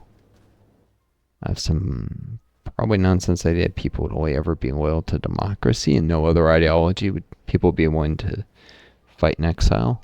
Kind of nonsense. Even fascists are sometimes fanatically dedicated to their ideals, and communism often has a lot more support among the common people than fascism. Because, it gives people health care, housing, education, and people are grateful for that.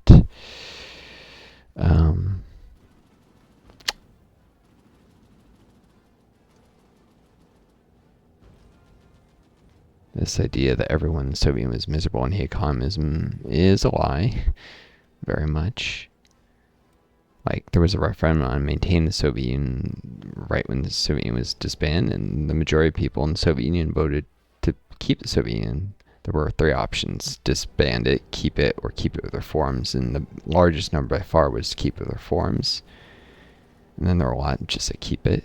When you add those two together, it was like 3/4 of the population, with only 1/4 saying disband. Which is definitely enough. It's not like the vote was being rigged, or it would have been like 1% said disband. It was clearly a legitimate referendum. And after, people were pissed too, because the economy collapsed after the Soviet Union was disbanded and standards of living collapsed. People were worse off than they had been. In fact, only now has the Russian economy recovered to about the levels it was at the end of the Soviet era, which was at the end of a period of stagnation.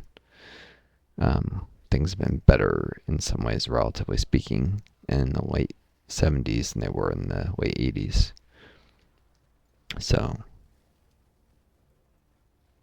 like, you got a bunch of shortages in the late 80s that didn't exist before because there was an economic crisis due to, first there was the oil crisis and the inflationary crisis worldwide, and then the U.S. banned the gold standard and the end of the Bretton Woods banking system particularly, which was replaced by something even more under U.S. control, which allowed the U.S. to manipulate international markets to cut off Soviet access to consumer goods, which is part of what caused the shortages of goods.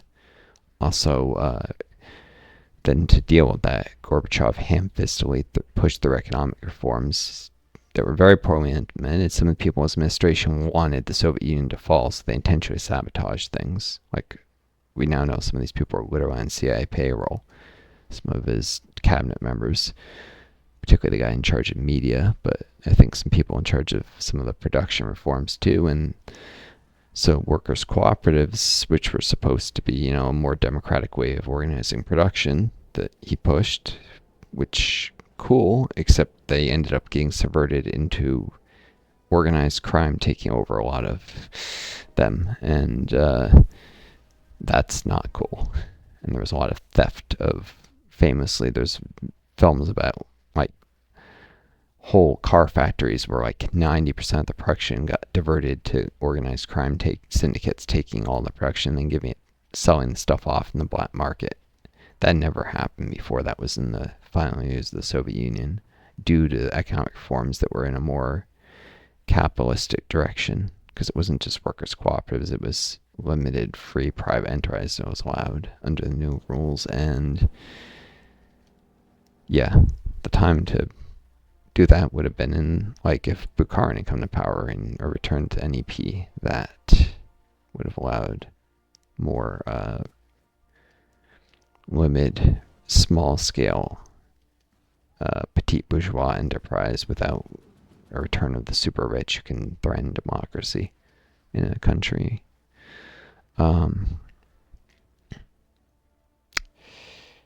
When the memory of how to do that was still fresh, but by the 80s people had forgotten a lot of what they learned about that, and organized crime syndicates just horribly took advantage of the situation, and they weren't cracked down on, which they should have been.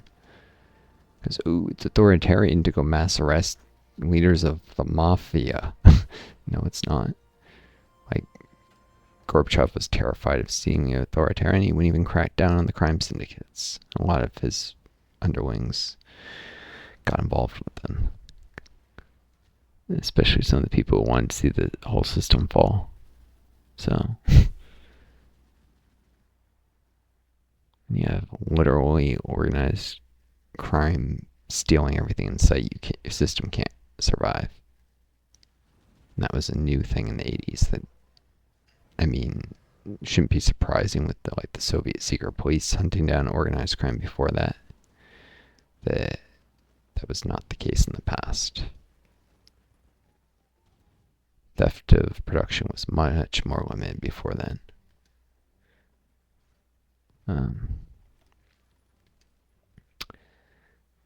One of the documentaries I'm thinking of was one that was literally made by a British filmmaker, and this guy's a capitalist. He condemns things about the Soviet Union later in a series of documentaries, but like the first one does a good job of talking about how the organized crime stole everything and actually seems almost sympathetic to the Soviets, and then he turns it around and goes, oh, but communism, no freedom, and pushes things. But when he's talking about economic stuff, he makes solid arguments and is actually sympathetic. It's when he switches to political, he misrepresents stuff in ways that were clearly dishonest. Not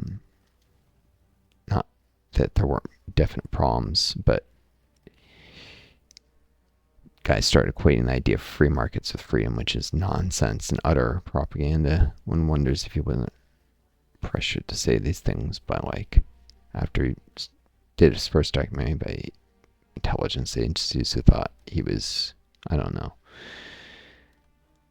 creating too much sympathy for communism. That's my guess. But yeah, anyways, organized crime was not a problem until it was under Gorbachev's reforms, weakening the power of the government. Capitalist reforms, he tried to do far too many things at once, even though most of these things probably needed to happen. They need to happen all at the same time. And, yeah. Some of the things probably didn't need to happen all. Yes, the Soviets are invading this because that can only mean they've completed the enemies of the people, which means they should have war goals on every non-aligned or fascist country they border. This is non-aligned, so they invade it. Poland, though they have non-aggression pacts, so they won't use that first. Latvia, Turkey, Iran, Afghanistan, the Guancxi clique, and fascist Manchuria. This will eventually mean, by way of China getting pulled in, they take over almost all of China except the warlord states and Tibet, Mongolia, Taiwan, Tuva. I suspect the Manchurians aren't defending this border. They've been getting pushed by the Chinese, desperately holding on. So the Soviets will just march all into Manchuria and Korea and Sinkiang, though there probably are divisions there they'll probably take. Then eventually into China proper.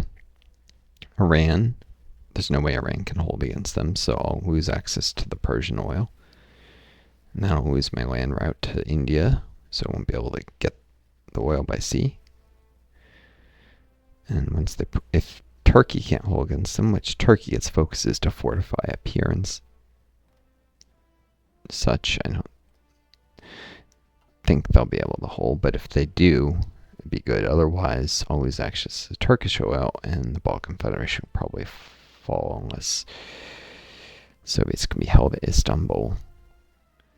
If the Greeks, I think the Poles will avoid inviting Turkey now, so Greece joins their faction. If the Greeks can be held here and the Soviets in Istanbul, then it should be possible to at least hold this, but if not, it's going to be all my way back to relying on Austria, which will eventually attack me as a neutral country for now, to not allow anyone through. And my neutral puppets, this bit of border, things have gone from bad to worse. All it takes is naval invasion the Spanish can't hold to push through here and create an unsustainable situation in France. Nothing else they can hold the Maginot and the West Wall, including the kind of elongated West Wall I built up this way. And I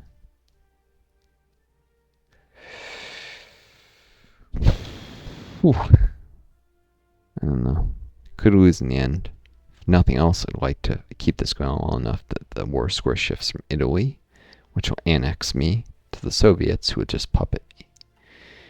The Soviets puppet me, I'm still communist, and I'm in their faction, and I can eventually buy my freedom by giving them one lease.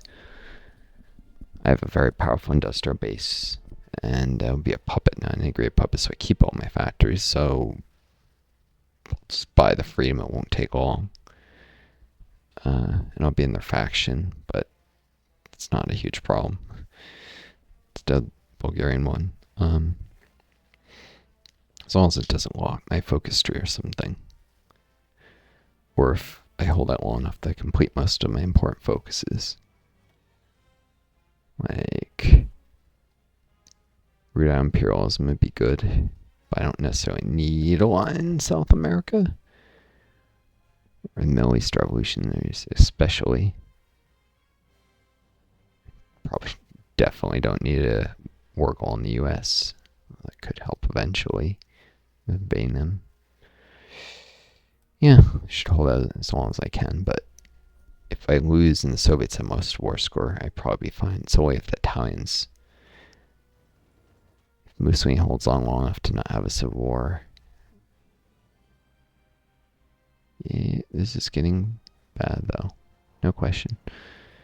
Why are they sending divisions up here? I don't need that. What are they even doing with them? This is one that got sent by sea clearly.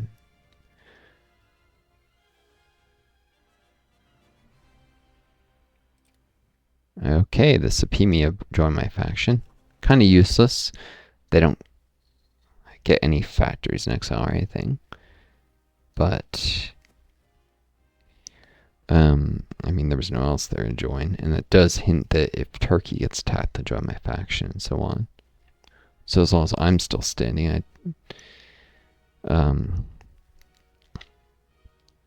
I do eventually retake stuff, I can restore the governments. Sort of. I don't know if that works if you're not democratic. Government exile has a restore government thing, but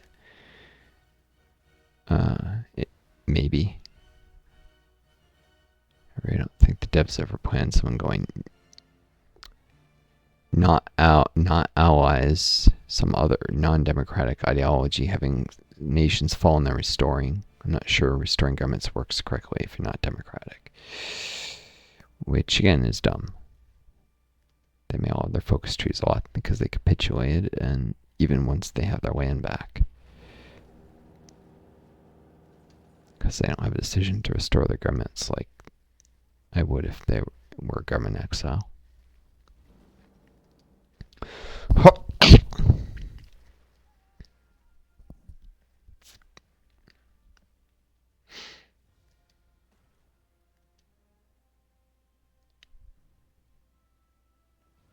Even if I win the war, they may never get their focus trees back, annoyingly. Alright. Well, I know for sure the Soviets are going to attack Turkey now if they attack the Sapimi, so it means they're willing to add non-aligned nations to my faction. They don't care.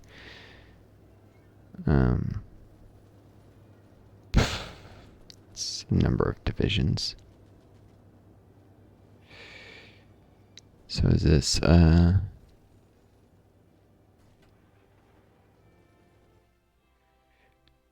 send like 1 or 2 divisions to this border if the Greeks problem. If it's in here, and the Greeks attack, could get cut off from supply very easily. I don't know, I think my hands are tied. I can't see a way forward. This is a nightmare scenario in a way that I've thought over and thought over. And I cannot find a way out of it. It's Italy declaring war on the Sapimi. I think. Yeah.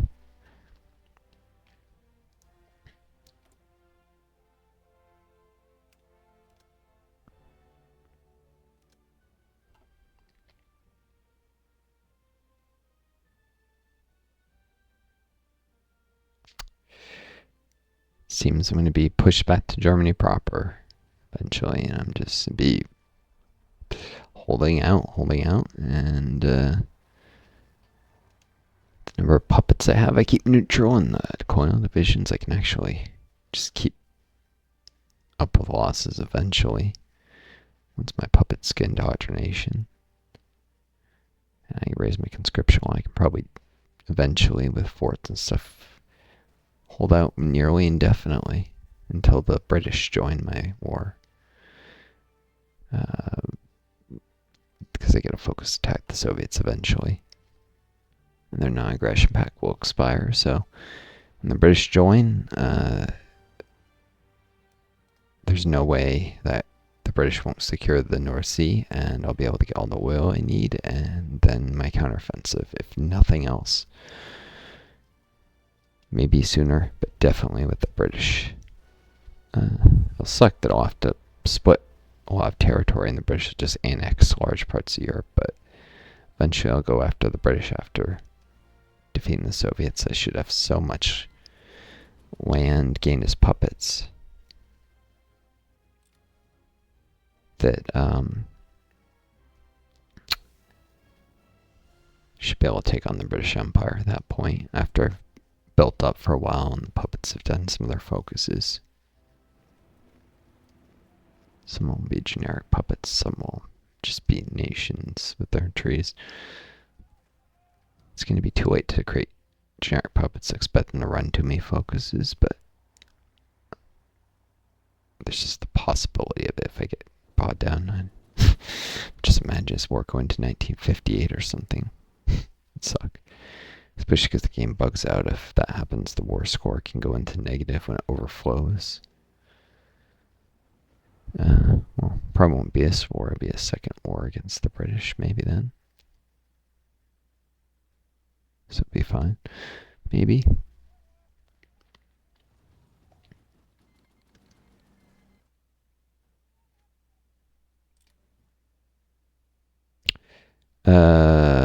People's Republic of Sapimi wants to send me more support equipment,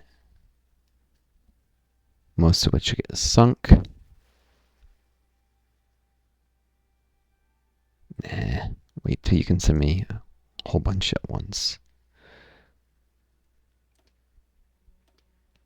I don't want to suffer the war support losses of losing more convoys anymore. Thuringian shares land borders, so yes. Just don't want it being sent by dangerous sea routes until I can secure the sea routes.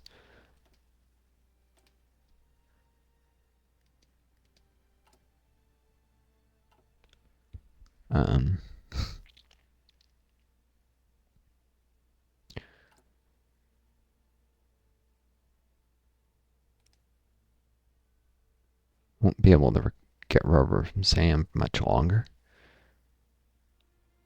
That would be a land route through here for the trade.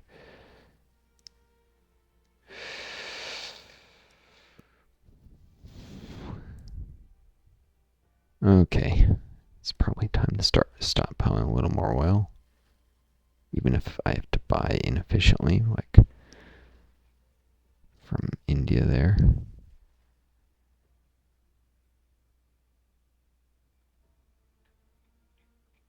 At least staunching Turks that might be. Well, there's a lot of oil overseas. I just can't control the North Sea. Against them under blockade, essentially.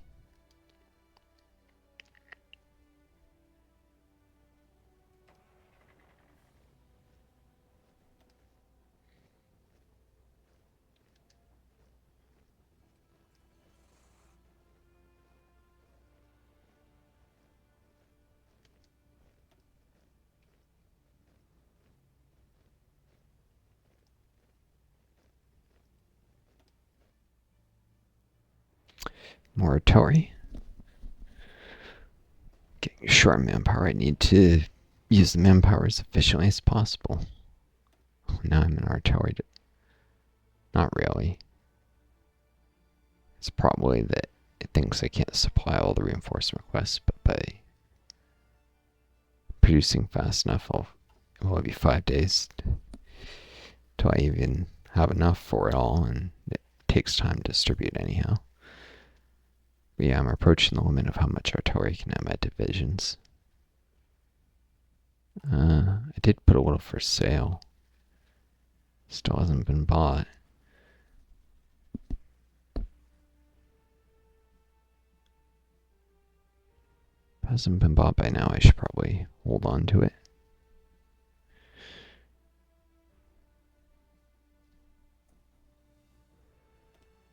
So it's getting to be less and less useful stuff I'm producing.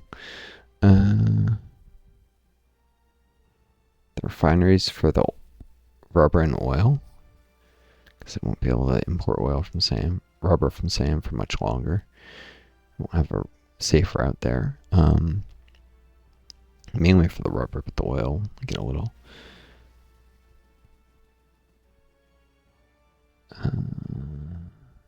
Forgot to micromanage it. Probably got a little overflow on some things, but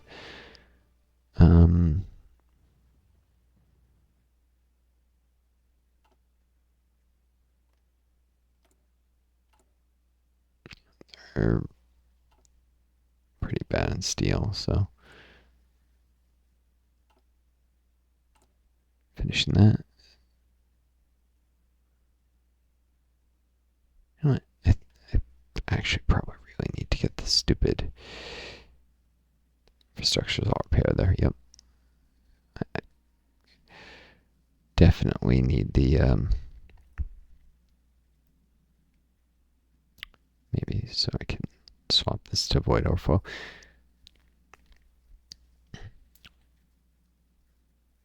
Actually, this is closer to. No, that is.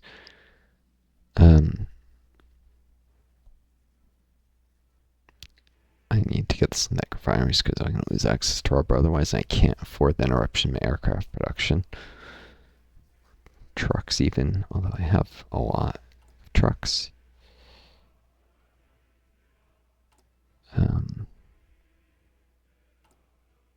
Some of them are eventually be used at logistics and field hospitals, my divisions.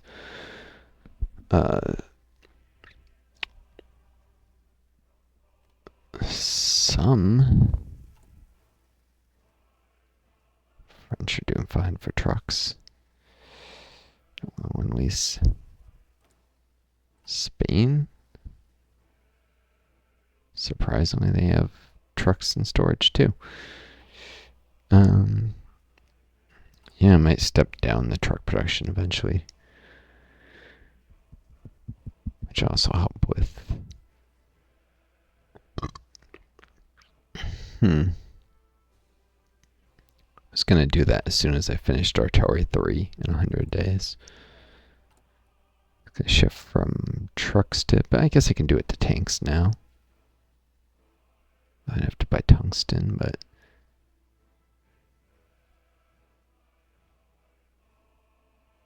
or could do support equipment. I'm perpetually sure of that.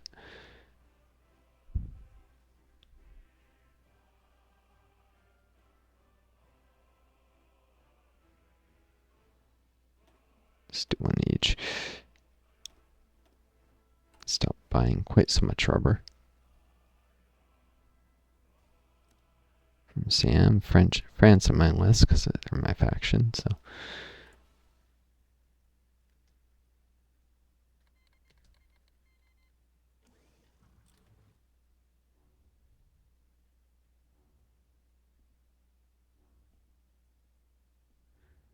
I mean,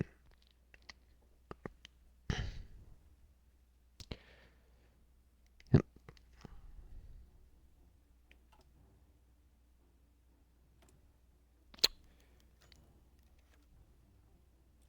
A new pilot named a C. We used that from previous ones, but question is the C a bomber ace? No, he's a fighter ace. Most of the aces I get are that. He's just a level 1 ace. Got ridiculous numbers of those. Not enough planes for all the level 1 aces. Still 2s and 3s. Well, not enough fighter wings for them to command. Technically, I have plenty of planes if I split up the fighter wings, but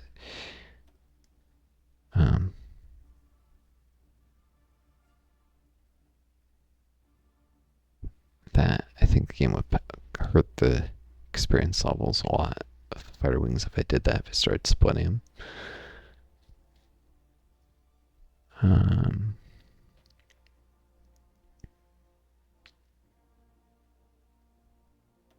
Guess I could try with this one, so I can always give them more air exercises. This is my least experienced wing.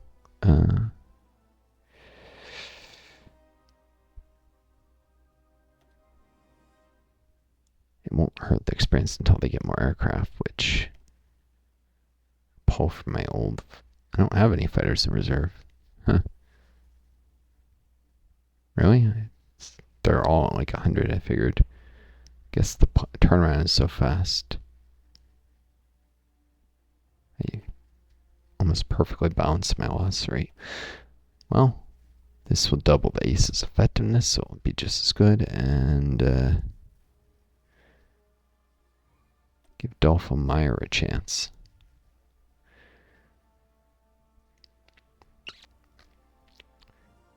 So improving my performance here.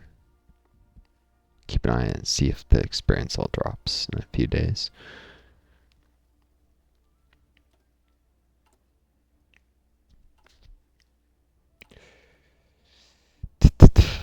Part of the reason I was building so many trucks, even though I don't need this many, of course, is because I figured eventually rubber would be tight.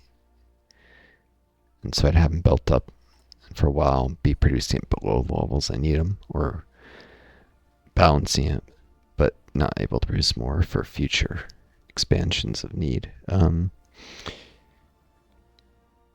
basically stockpiling tires. I wish I could just, and fuel tanks. I wish I could just have produced those parts, not the rest of the trucks, but whatever. That would have been a line that probably would have used way more rubber. That was kind of the point. Get rubber where I had access. I guess I would have been fine with that. That could have been converted into a truck efficiently.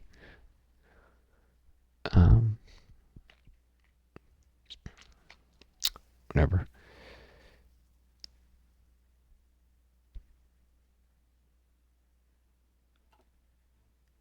Gotta keep producing the aircraft. Can't lose the air war, or I lose the war for sure. I get tons of war score for my contribution to the air war too, so also help me getting land at the end. Quitting land against the EU.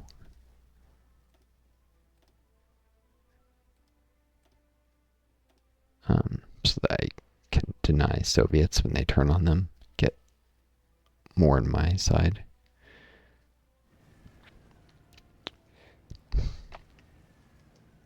So it's not just about, not dying.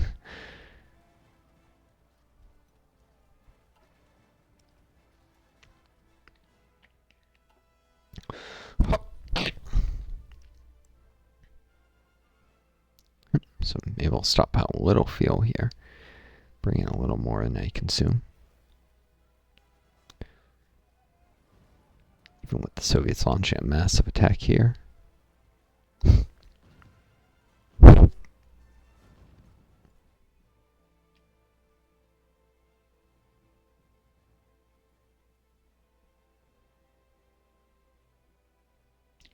Guess the Bulgarians won't defend ports that I put divisions on.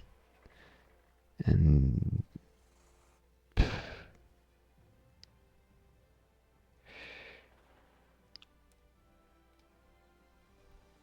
what about the Greeks? Always think, what's the worst that can happen? And then plan for it to happen. And the worst that could happen would be Greece attacks. So put them here. So they can,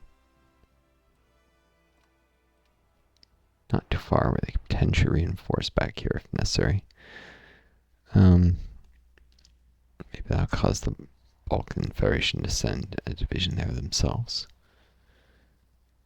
These guys are too good. My general's too good to waste such, a motorized division on defending a port. They could be attacking here if Greece attacks and there's an opening.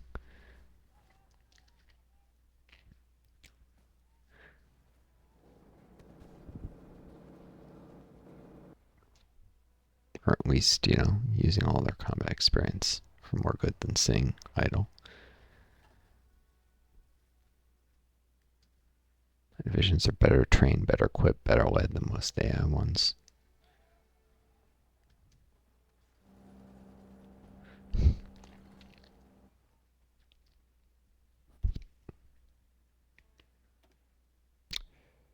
That's one least from one of my puppets. Getting sunk yet again. Somewhere between 40 and 60% of all of the material gets sunk. Some gets through. I'm not going to accept more unleases by sea because I'll let the convoy rating war score regenerate, go away, and stockpile stuff. Maybe I'll be able to secure the Baltic eventually with naval bombers.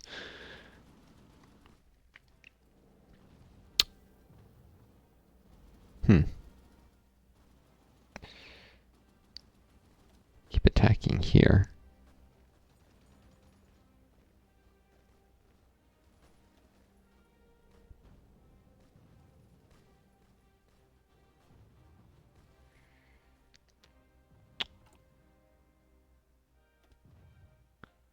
Got these guys just about to deploy an Ostmark. They're in training.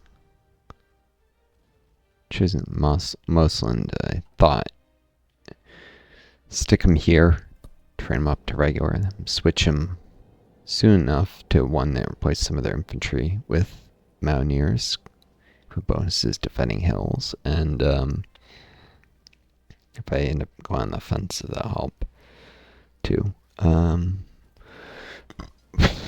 Excuse me.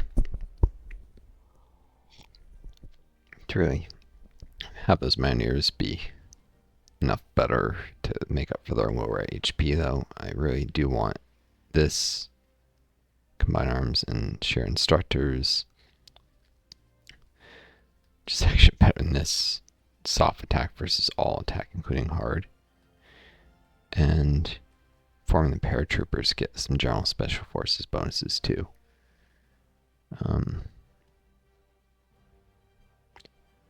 Special task forces doesn't help my special forces anyway, so yeah. So I can get them, train them up. They may not be better immediately, but once I form the paratroopers and do that tree, they'll probably, their attack will be so much higher than infantry, even though there's less HP. It'd be like using artillery versus infantry. More attack, less HP. You can break attackers quicker, suffer fewer losses overall. Or if they keep work cycling enough divisions, at least you'll deal casualties faster. Wear down your opponent.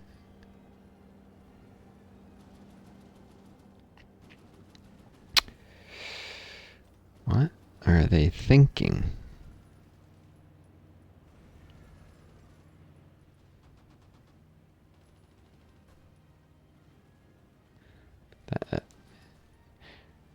brigade is very heavy. It's got 2 line artillery and a support artillery for only 5 infantry, so that's high artillery proportion as far as what you'd ever want to use.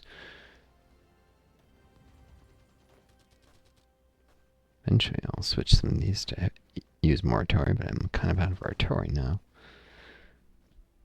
There isn't too much combat going on here anymore.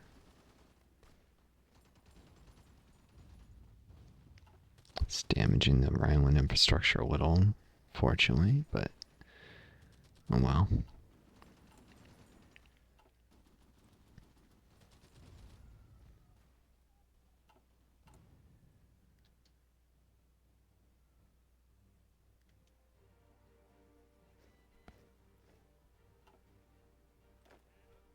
Cool.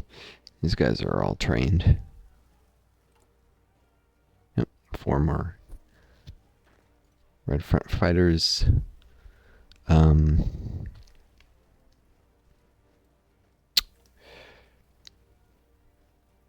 Switch them to this, which won't even cause them to equip with support equipment or artillery, I believe. Based on the way I said it.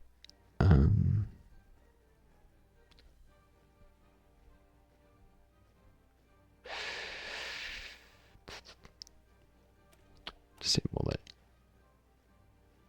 Basic infantry equipment only. To replace stuff over time. Of course, that reduces the 50% experience.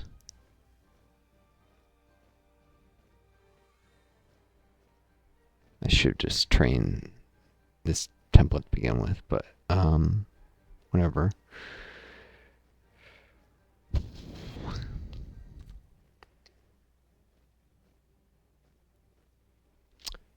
Training up. These guys are fully trained. Some will eventually, when they have the artillery, get turned to heavy infantry brigades. Lots of guns to point at the poles. And to cover my advance, marching in behind the tanks. Well, the tanks go first, the motorized faster defense, and then the infantry as soon as they can get in behind. So I'm going to be doing a whole ass encirclement of Poznan. It'd be much easier to take the city when they're completely cut off. And I expect heavy counterattacks to try and stop this. So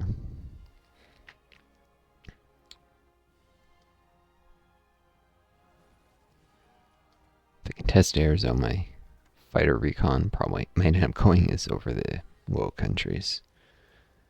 I'm going to be able to push there for a while.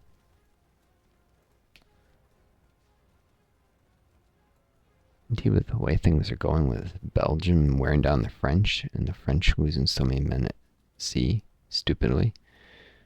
I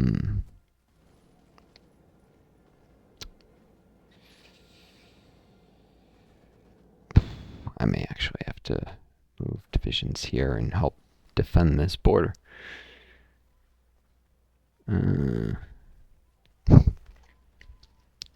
Stupidly, they're even attacking the Maginot.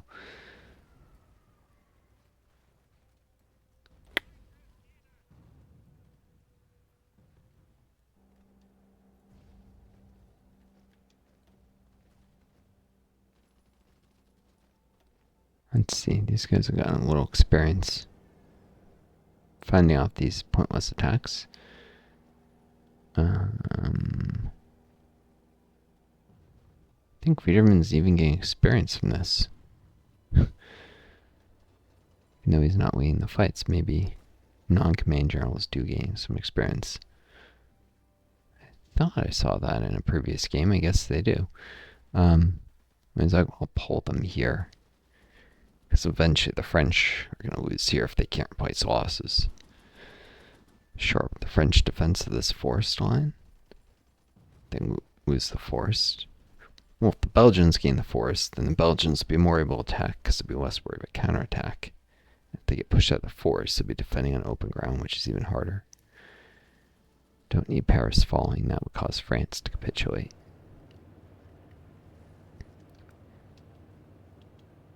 Okay, 2 hours and 15 minutes on this video. I know it's a lot, so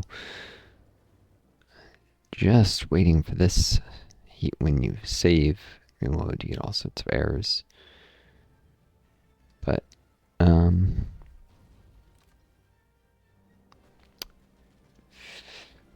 it's not just training force. I'm trying to train up this general who's oh, this guy has more skill and I can't afford to have this area fall.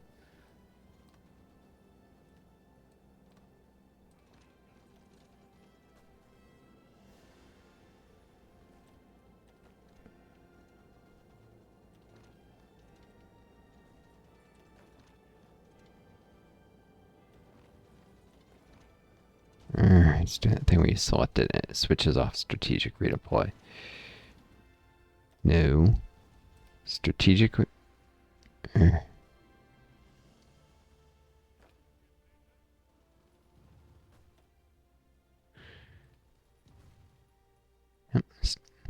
Trying to do is strategic redeploy as close as they can, then march the last bit. I don't know why it's so hard. Technically 2 orders queued back to back. Shift click. 1 division here, 2 here, because this seems to be under more attack. Shore up that bit of the front. It's not the area I have to shore up eventually, though.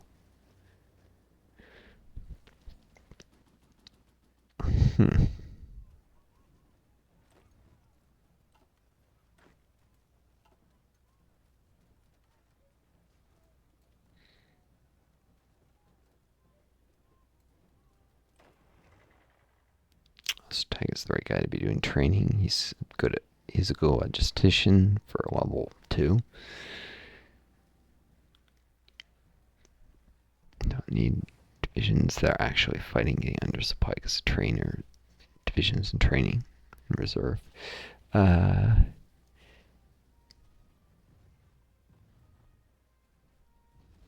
these guys here in case they need to reinforce due to another naval invasion.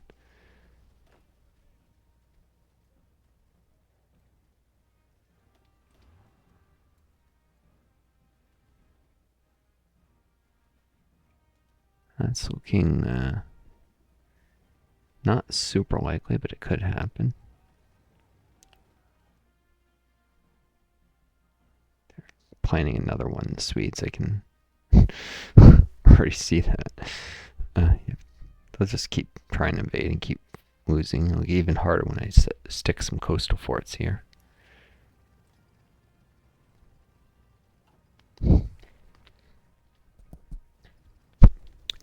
When I catch the spies and can gain actual entrenchment.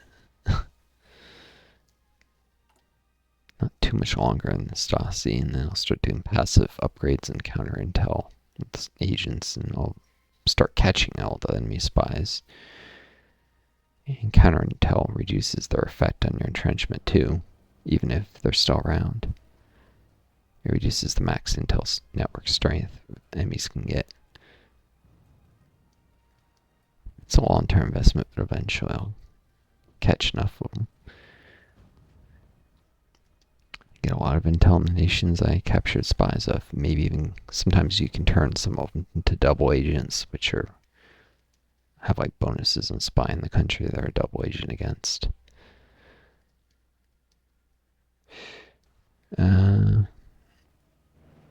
Let's see. These guys arrived.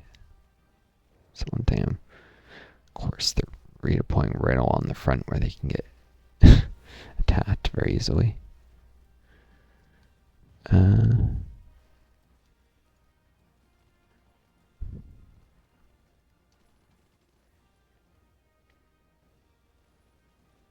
Fun.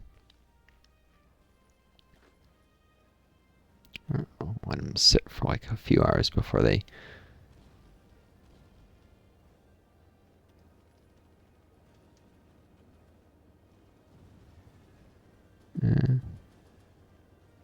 probably actually do want to do it in that ratio, not leave this area vulnerable.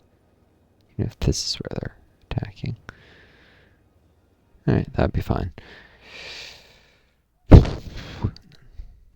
Well, now, because how reinforced the fight actually is. Remember,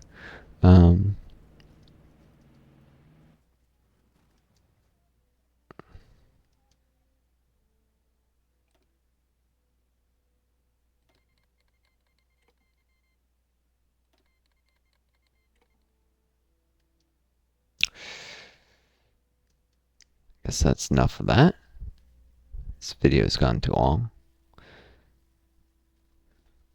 Appropriate. I'm about to face another naval invasion in Hanover. I wish you all the best. Hope you enjoyed the video. I apologize. Things keep... Every time I think I'm going to start pushing at me, Soviets do some other crazy thing like invading here, which actually has a number of factories. And then eventually, where are they giving occupation to? Curiosity. Oh, they're Estonian ISSR because they have a core, of course. Because it's actually based on Estonia, Finland.